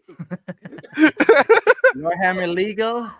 Don't worry, sit this one out. It's just jokes. Yeah. Oh, no. In Minecraft. Oh, that was a bad one. That one's gonna have to get edited out. But anyway, Oh, I have to cut that in post. yeah, Oh no. it's all right. The Imperial Fists have a reliable and stable gene seed, yet time has taken its toll. Two of the Astartes' sacred organs, the Becher's gland, which grants the ability to secrete venomous saliva, and the sus-an membrane, which enables suspended animation, have been lost to them. Dorn's Darkness. A genetic affliction known as Dorn's Darkness haunts some Imperial Fists, Fist successor chapters, most notably the Excoriators. When it strikes, it appears as a tremor or slackness, but the afflicted experience it as a waking nightmare, reliving the agony Dorn endured during the Emperor's mortal wounding at Terra. Victims are consumed by the deep despair and the fear that Dorn himself felt, knowing the Imperium would fall without the Emperor. In this state, they are mute, unable to feed and disconnected from the world around them, and fully stealing from their own genre at this point. 40k can't get enough of stealing from other people, so they have to steal from themselves. I don't. All right. That's okay because that's not recycling plagiarism. shit. Like eventually, it's just all shit. Like you can only regurgitate it so many times. Yeah, I guess Yeah. at least they're not schizophrenic; they're just sad. But hey, it's an that's the upgrade. Lamenters thing. So they Oh, are stealing from no, themselves. dang it! Darn it! Oh, good thing we can't have any new ideas. The No chapter ideas are sees- original. No. In the bleak expanse of the far future, where no ideals are original. The chapter's senior chaplain, Belshazzar, tends to these victims with a spiritual cure or a death sentence. That's so Canadian. Wow. It's Canadian.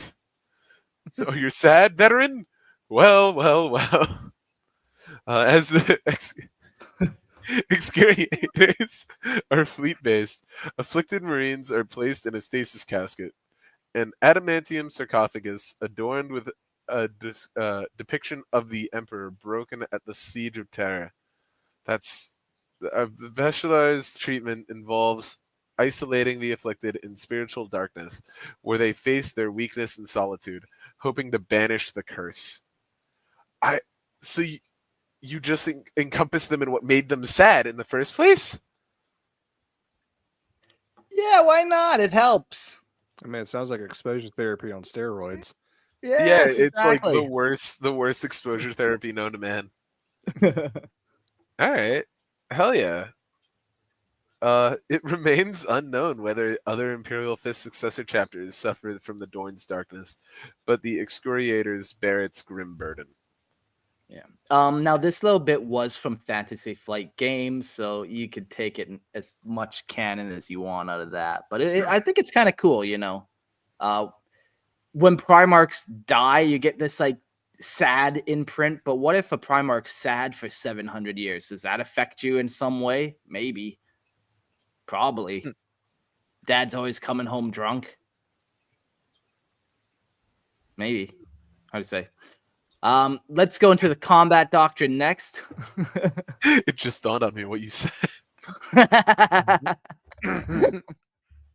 Simple slaughter is no foundation for lasting conquest. Once the blade's red duty is complete, the true work of conquest begins with the raising of new strongholds, leaving the Imperium stamp on its new dominion. And that was Seneschal Arthas Mero of the Imperial Fists. From the earliest days of the Imperial Fists have stood as uncompromising crusaders, unyielding and unbroken. They do not retreat, they do not hesitate, they bleed for victory. This has shaped their legacy in siegecraft, bastion construction, and the crucible of fleet warfare. None match their precision in dismantling enemy formations or raising their own, unassailable and grim. When the Emperor summoned Rogal Dorn to Terra to fortify the Imperial Palace at the end of the Great Crusade, it was no mere command, it was a recognition. Since then, the Imperial Fists have borne the titles Defenders of Terra, and the duty carries with silent pride and grim resolve. Their refusal to yield borders on fatal. There are tales, too many, of Imperial Fists who have, when withdrawal would have meant survival, even in triumph. Let me read that one again. There are tales, too many, of Imperial Fists who held when withdrawal would have meant survival. Even in triumph, their victory is often measured in blood, spent freely and without regret. Favoring precision and overwhelming firepower, they are often placed with fire support squads for extended terms, another reflection of their methodical, relentless nature. Fire support squads are like Devastators for Firstborns, or like Hellblasters, or like I'm not super familiar with the Primaris ones, but yeah, Hellblasters would be a good fire support. Intercessors are equivalent to like your tactical squads. Devastators are like your Hellblasters, your Eliminators, your Aggressors. Yeah, maybe Eliminators are fire support squads. Yeah, with their snipers, but yeah. Yeah. Fuck Primaris, so who cares? Firstborn Devastators, so that's fucking sweet. Hey, Firstborn gang. Yeah, Firstborn gang. I love fucking Imperial Fists when they're all rocking heavy bolters with the chain ammo belt and stuff. Fucking tight. Oh yeah. That's so we cool. love it. Good thing we don't have that anymore. No, we just got stupid fucking like ammo cartridge ones where it's like a magazine that you clip in on the bottom. Or maybe not a magazine, but like a whatever drum you belt, call or it. Like a whatever. drum. Yeah, it's a drum. Yeah. It's a type of magazine.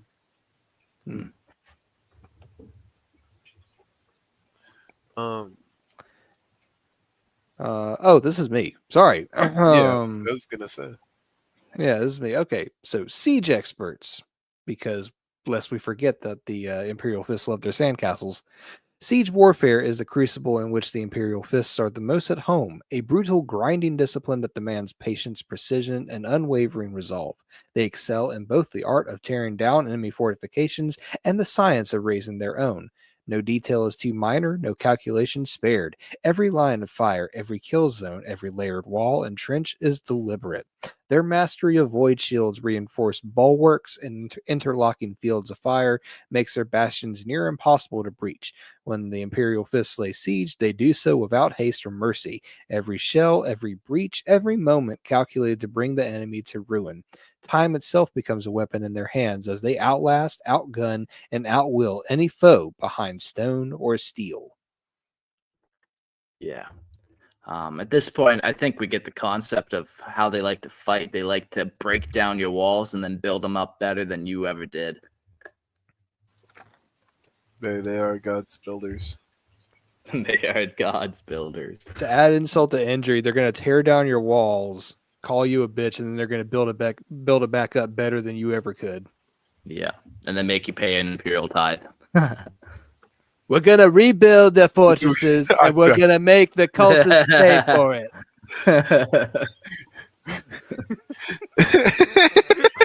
That was really good. Yeah. We're gonna flip the cultist the bill.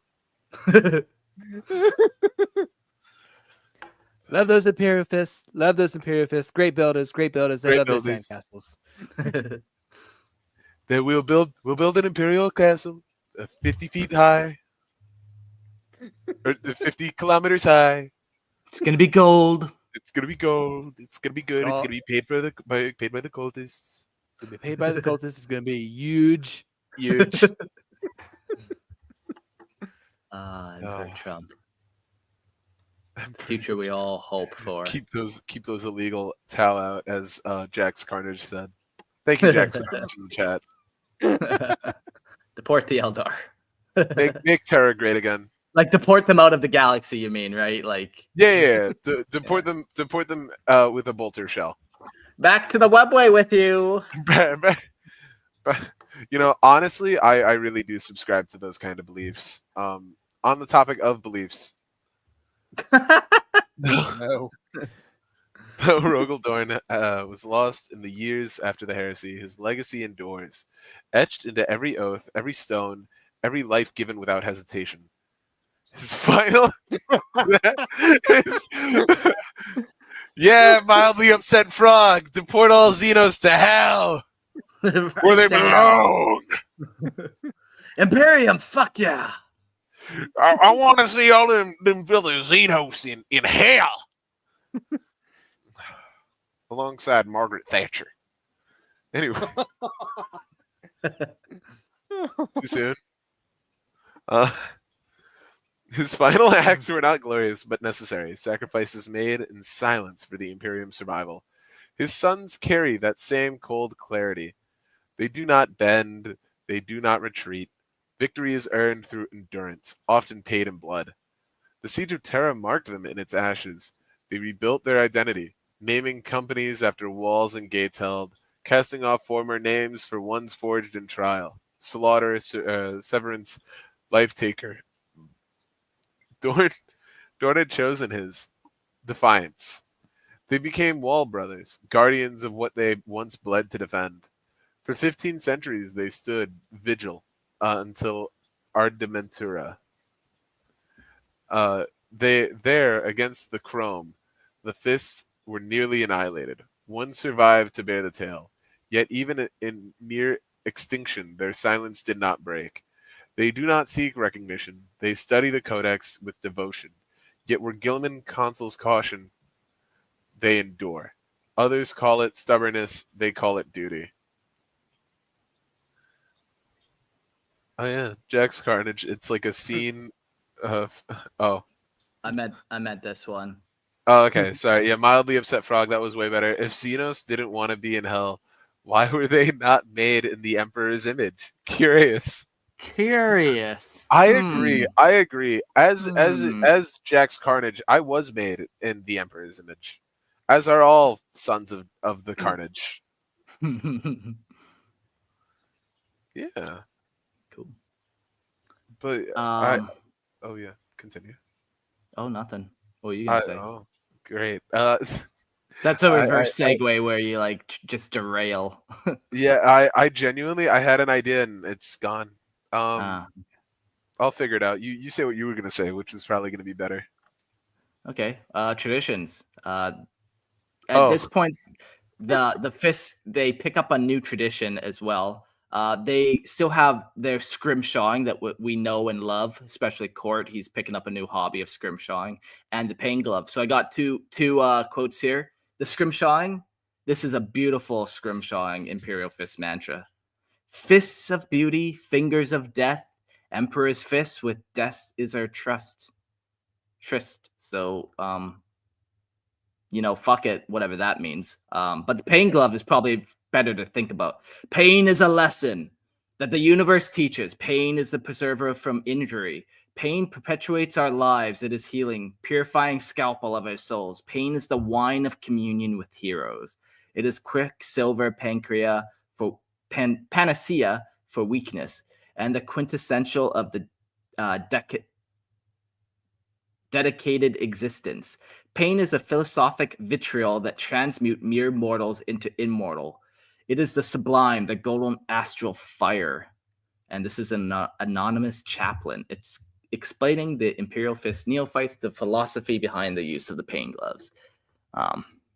Trying to just justify his actions. Like, why are you fucking doing this to yourself, buddy? He's like, pain is beautiful. And yeah, not for me. Pain gloves, not for me. I love the fists, everything they do except the pain gloves. A little weird. Yeah, it's kind of like every single time they defend it too, they always say it with a raging hard on.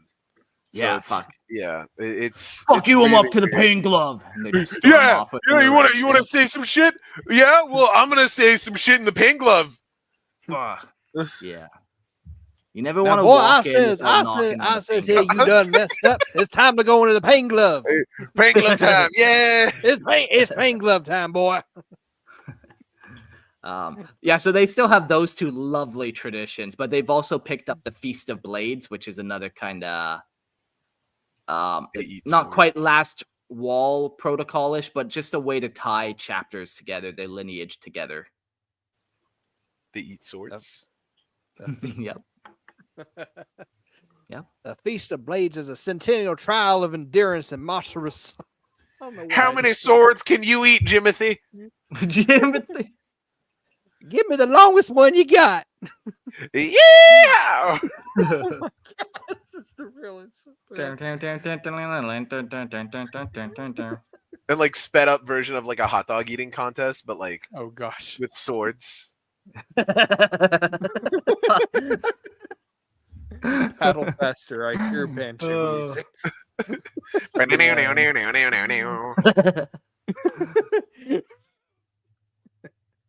You got pretty mouth, boy. Mind if I stick a sword in it? You got a pretty mouth. Hey, I'm squealing like a hog, I did. I'm go. You in this here store, I'm gonna make you squeal like a little piggy. Weed. You filthy Xenos, I'm gonna pin you down, make you squeal like a pig, boy. Oh. See? I can fit a whole goddamn broadsword in my gullet. Sideways. Sideways and ass backwards. Yeah, okay. Strange, but I love it. The bananas that eat the most swords get to copulate. Oh, yes. Yes. With the swords, of course. Of course. If their genitals last through it, because sometimes it goes straight down and that's bad. Ah, yeah, gravity and whatnot. Okay, yeah. Okay, yeah.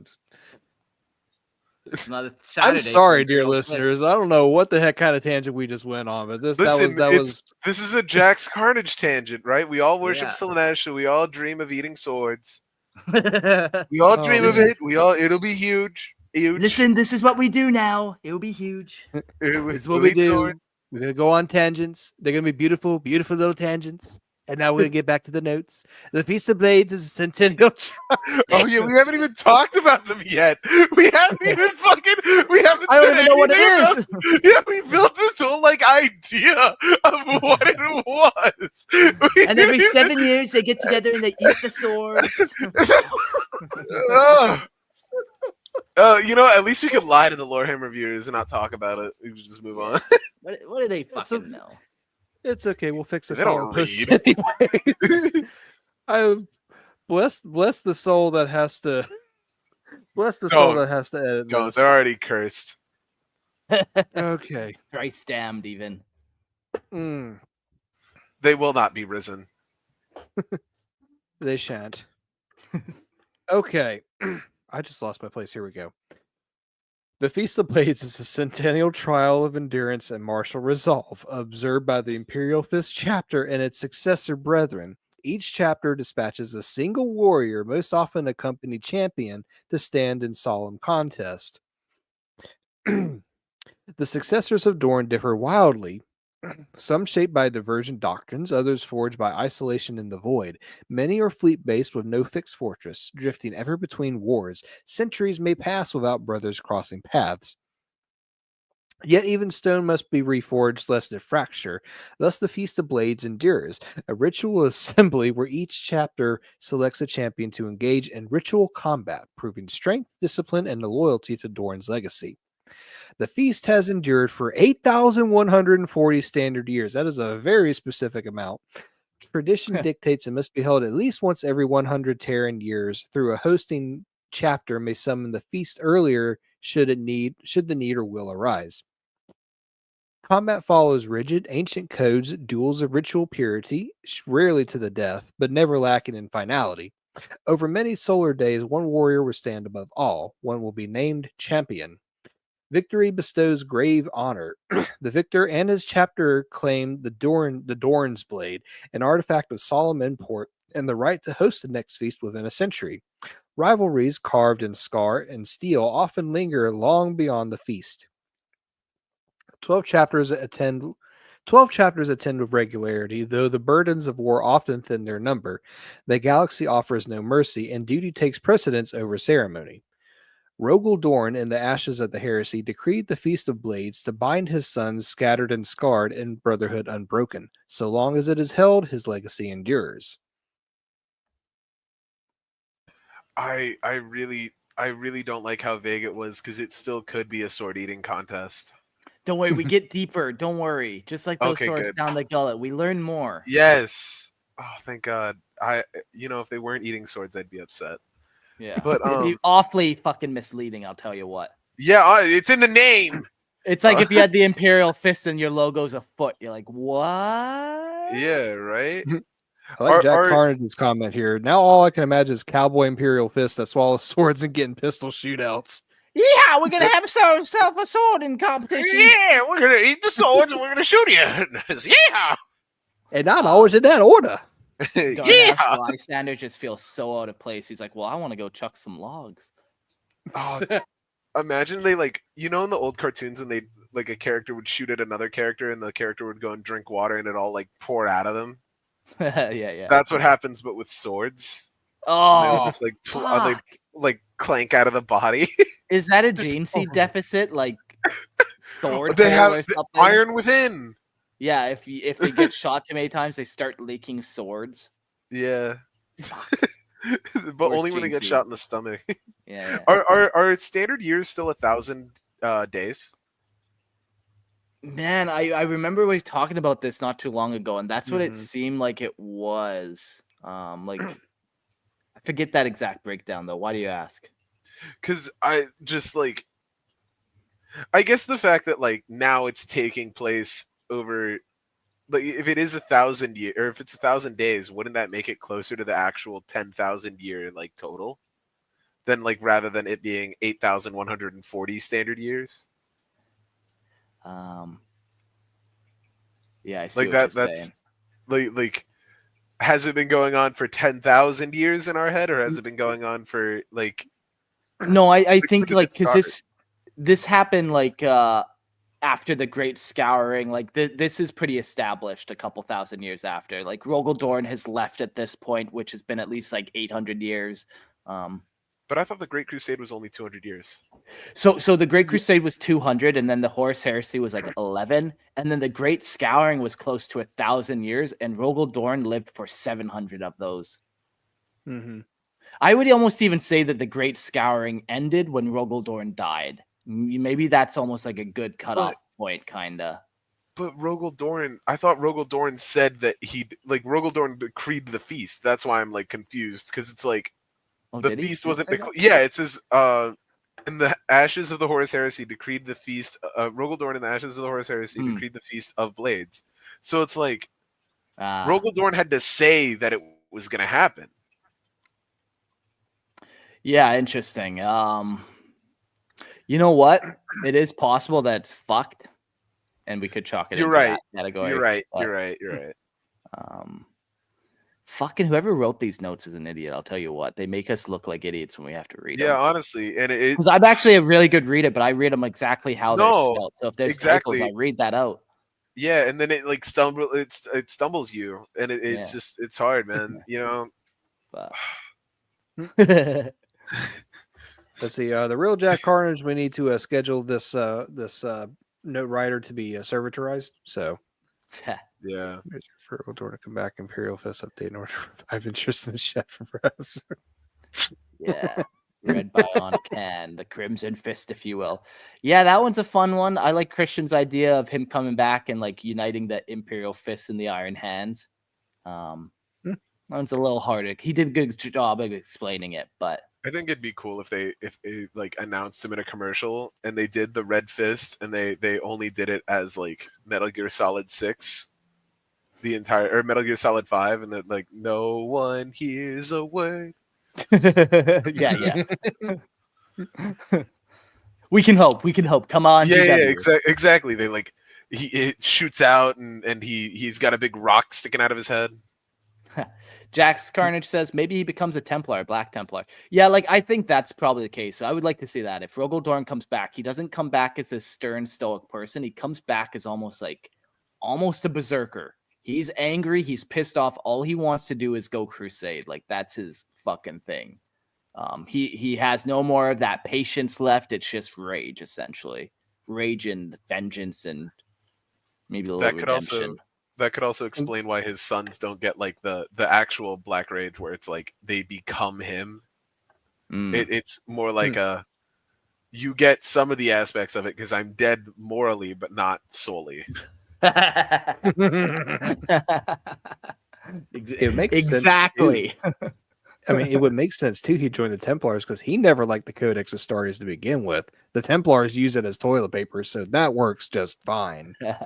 Yeah, 6,000 guys, perfect. Yeah, man. I mean, listen, 9,000 because it's 1,000 dudes from every chapter. That is also only 1,000 people. Yes, excellent. Okay. Yeah, Glorious. it makes sense. Yeah. And you know, it's just part of the customs. The feast customs. Tradition has it. No, they're not. These are not related topics. Yeah, but they're the same words. Let me Google the word segue for you because I feel like you don't know. Segue. Lead a conversation into a topic. Okay, so you're just doing it wrong then, intentionally still. Okay.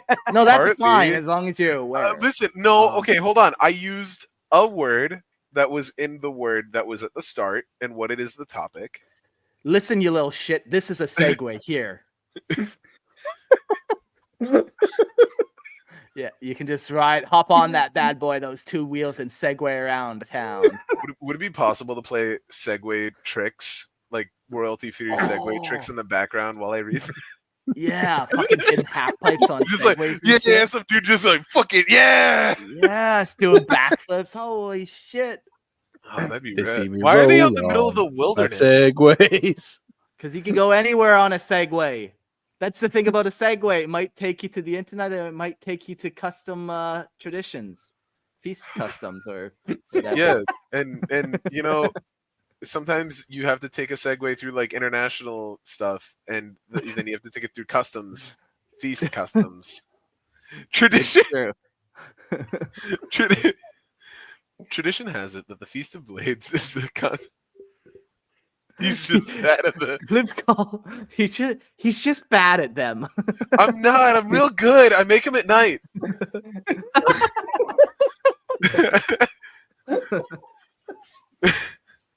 So anyway, the tradition has it that the Feast of Blades is a centennial tournament where each of the participating chapters presents 10 of their finest champions.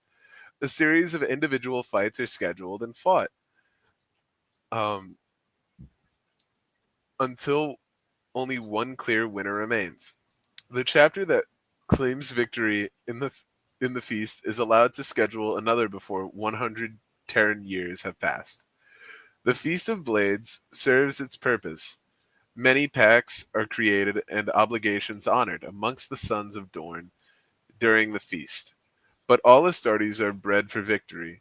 Reigning chapters want to build on past triumphs so that their successes can echo through eternity and catch Dorn's approving eye or ear.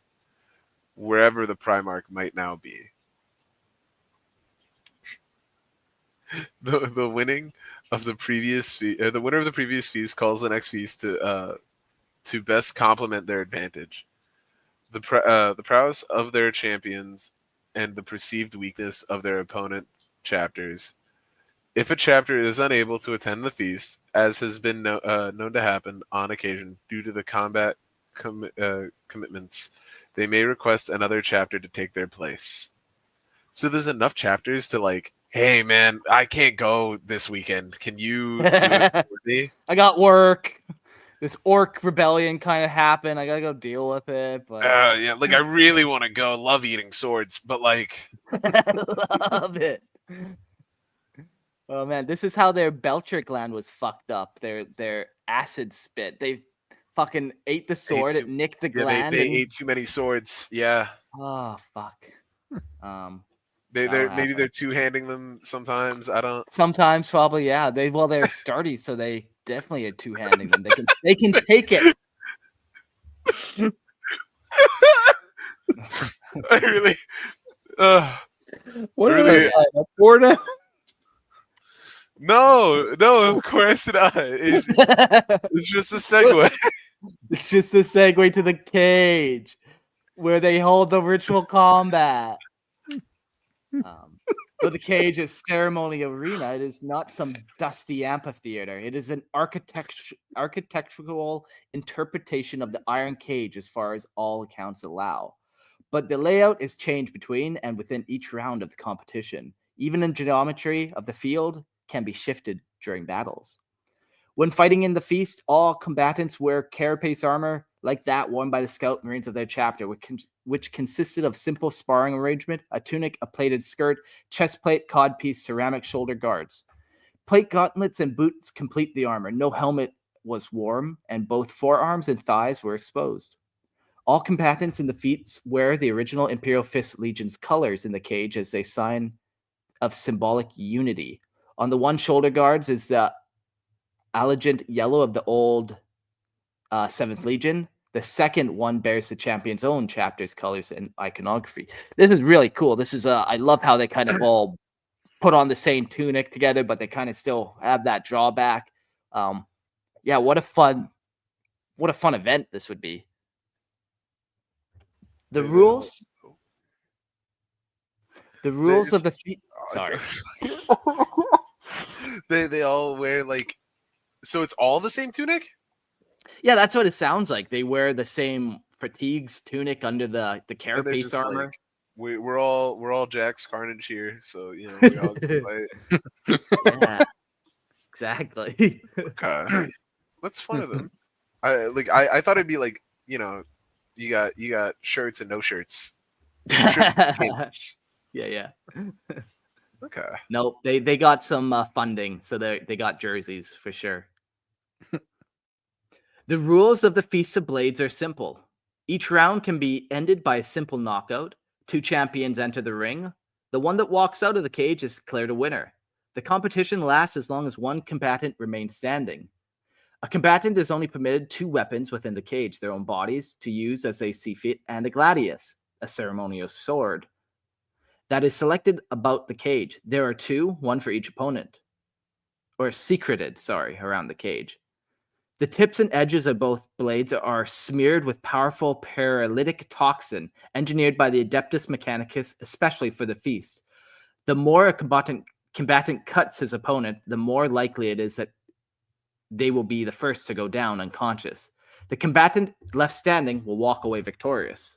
There are also rules of conduct in place to ensure an honorable fight, but these are not effective at preventing accidental casualties.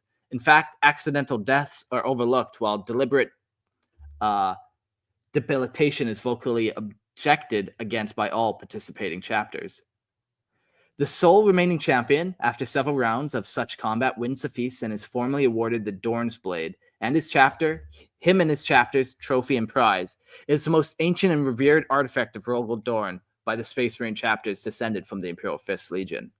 The chapter who wins this honor is granted custodianship of the sacred blade and solemn duty of presenting it at the next feast when they will host, at most, 100 Terran years later. So very fun, very cool. This cage is wild how it's based off the Iron Cage and just like it's made to kind of fuck you up. There's traps in it and stuff. And also even you go into it without weapons. You're all like your opponent might find the weapon before you do. It's not fair. It's not anything. It just is. And you do it. I imagine like it's all sandy. Like an actual like gladiatorial pit. Like it's one of those like it's buried under sand and you gotta grab it. It's like sure, yeah. Oh yeah, and if you don't want to go looking for it, you can just club your opponent with your fists. That's fine too. It is in the name. Yeah. But my question though would be, what happens if like the winner dies before the next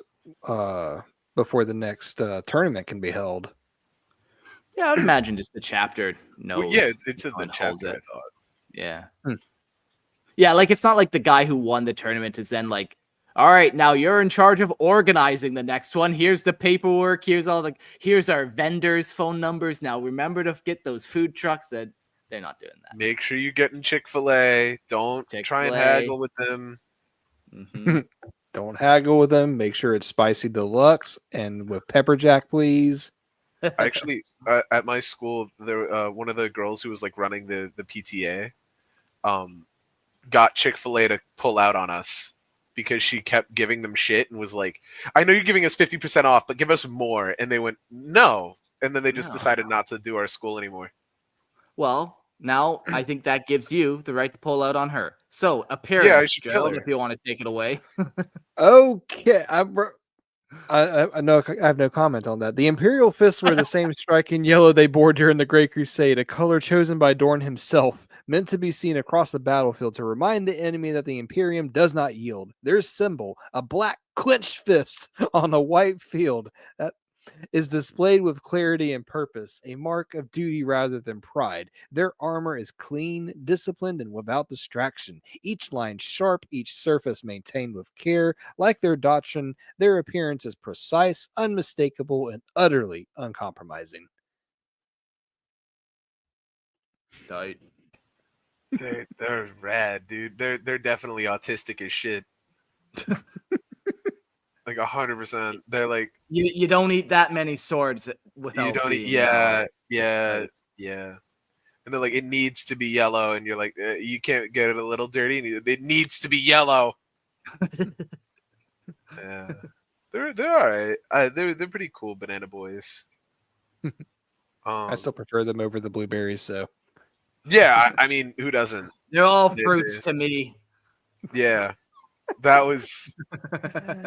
Oh no! I like how many segues we've had tonight. Like we've had the shitty ones, the good ones, the non-consensual.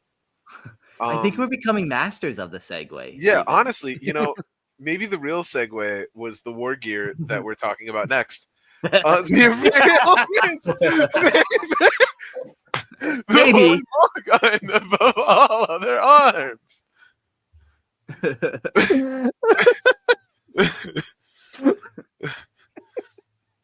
That was good. A weapon as direct and uncompromising as they are. Their doctrine emphasizes disciplined fire and precise application of force, making the roar of massed bolters their preferred reply to any threat.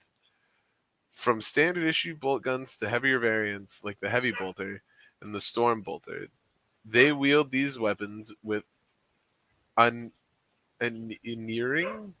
I've never read that word in my entire life. Accuracy. Breaking enemy lines through sustained punishing fire. Where others may rely on exotic relics or arcane wargear, the Imperial Fists trusts in the proven, the functional, and the lethal in their hands. The bolt gun is not just a weapon. It is a tool of justice, shaped by centuries of relentless war. Yeah, cool. Yeah. They're pretty basic when it comes to their war gear. Like they like the bolter, and that's cool, man. They are super efficient with it. And like in reality, the bolter, or in fantasy reality, whatever the fuck, the bolter is such a crazy weapon. It's like a automatic missile launcher. It's fucking tight.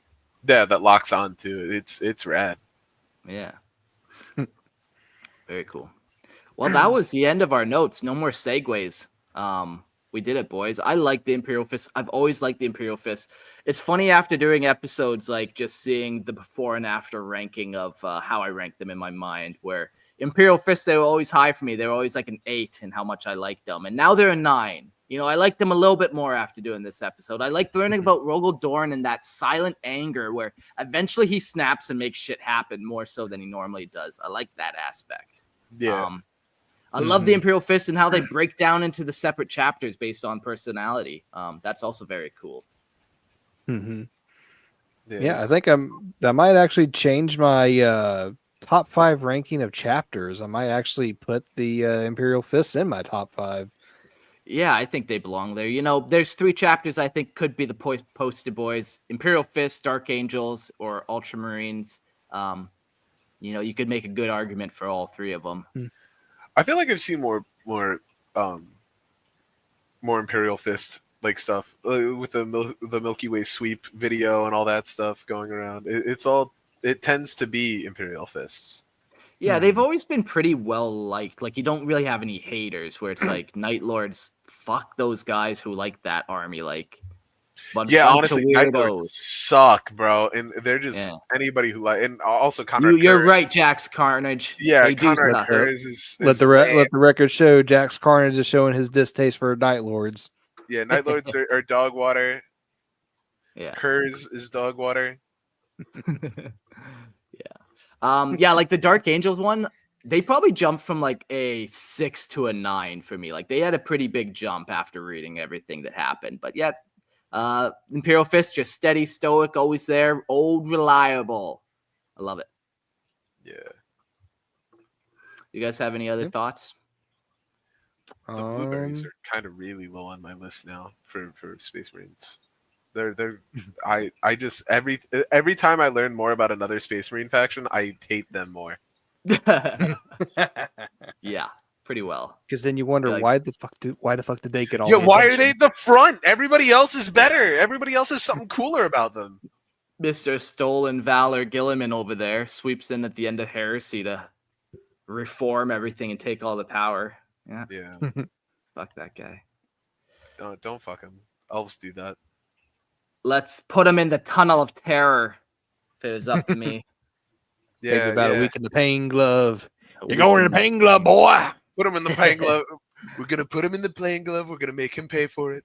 It's gonna be great. It's gonna be huge. Oh Lord. Oh yes. All right. Well, no call-ins tonight. You know, it's getting late into the episode, but I had a lot of fun, and I think the upcoming episodes, I think we're diving into Minor Xenos. It's gonna be cool. Yeah, I seen your face there, Jack. Again? Yeah. Again? Well, here's the thing. When we did the first go around, it was like 5 or 6 years ago. But the thing is, we did like a general catch-all on all of them, where I want to do like deep dives where like we can really go into all the crew and all their information, all the demiurge information, and really their get sperm it all. hands. Yeah, man, I need to hear about those jizz hands. Yeah, I miss it. Yeah, man. man. Their gentle, warm embrace. So gentle, so sweet. So yeah, I'm excited to do these episodes, but yeah, we'll see you on those ones. Quick end of the show notes. If you like Imperial Fists, go check out Merlin's Miniatures. Use promo code Lorehammer. Check the description in the link below, or the link in the description below. You can go buy yourself some Imperial Fists from Merlin's Miniatures. And don't forget to come listen to Lorehammer Listener Lore podcast. Send your homebrew lore in, and I will read it out. And when you're tired of hearing about Warhammer 40K, which why would you be? If you want to hear more about Warhammer Fantasy or a little bit of Age of Sigmar, hey, come on over to the Grimlore podcast where me and my co-host talk about just that. Yeah, very nice. Excellent.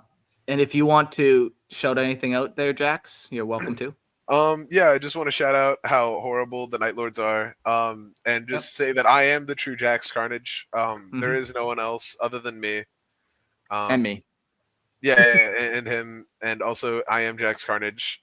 We are all Jax Carnage. And yeah, blessed be Blessed be the Blessed Carnage. Blessed be. And also the other Jax Carnage that's a minor is a faker. He's a minor. No, that's what I think too. Yeah. I gave him the name and the idea for Jax Carnage, and he took it and said it's his. What can we do about this? Yeah, maybe it's the Jax Carnage heresy that's happening now. Fuck that guy. How do you solve a problem like Jax Carnage? Violence, I think. You kill him. You kill him. It's the only way. Oh, no. Yeah, let's leave it on threats. Yeah, let's crucify him. Whoa. On this Easter holiday, everyone crucify the... We're gonna pay. We're gonna put him on a cross. We're gonna make him pay for it.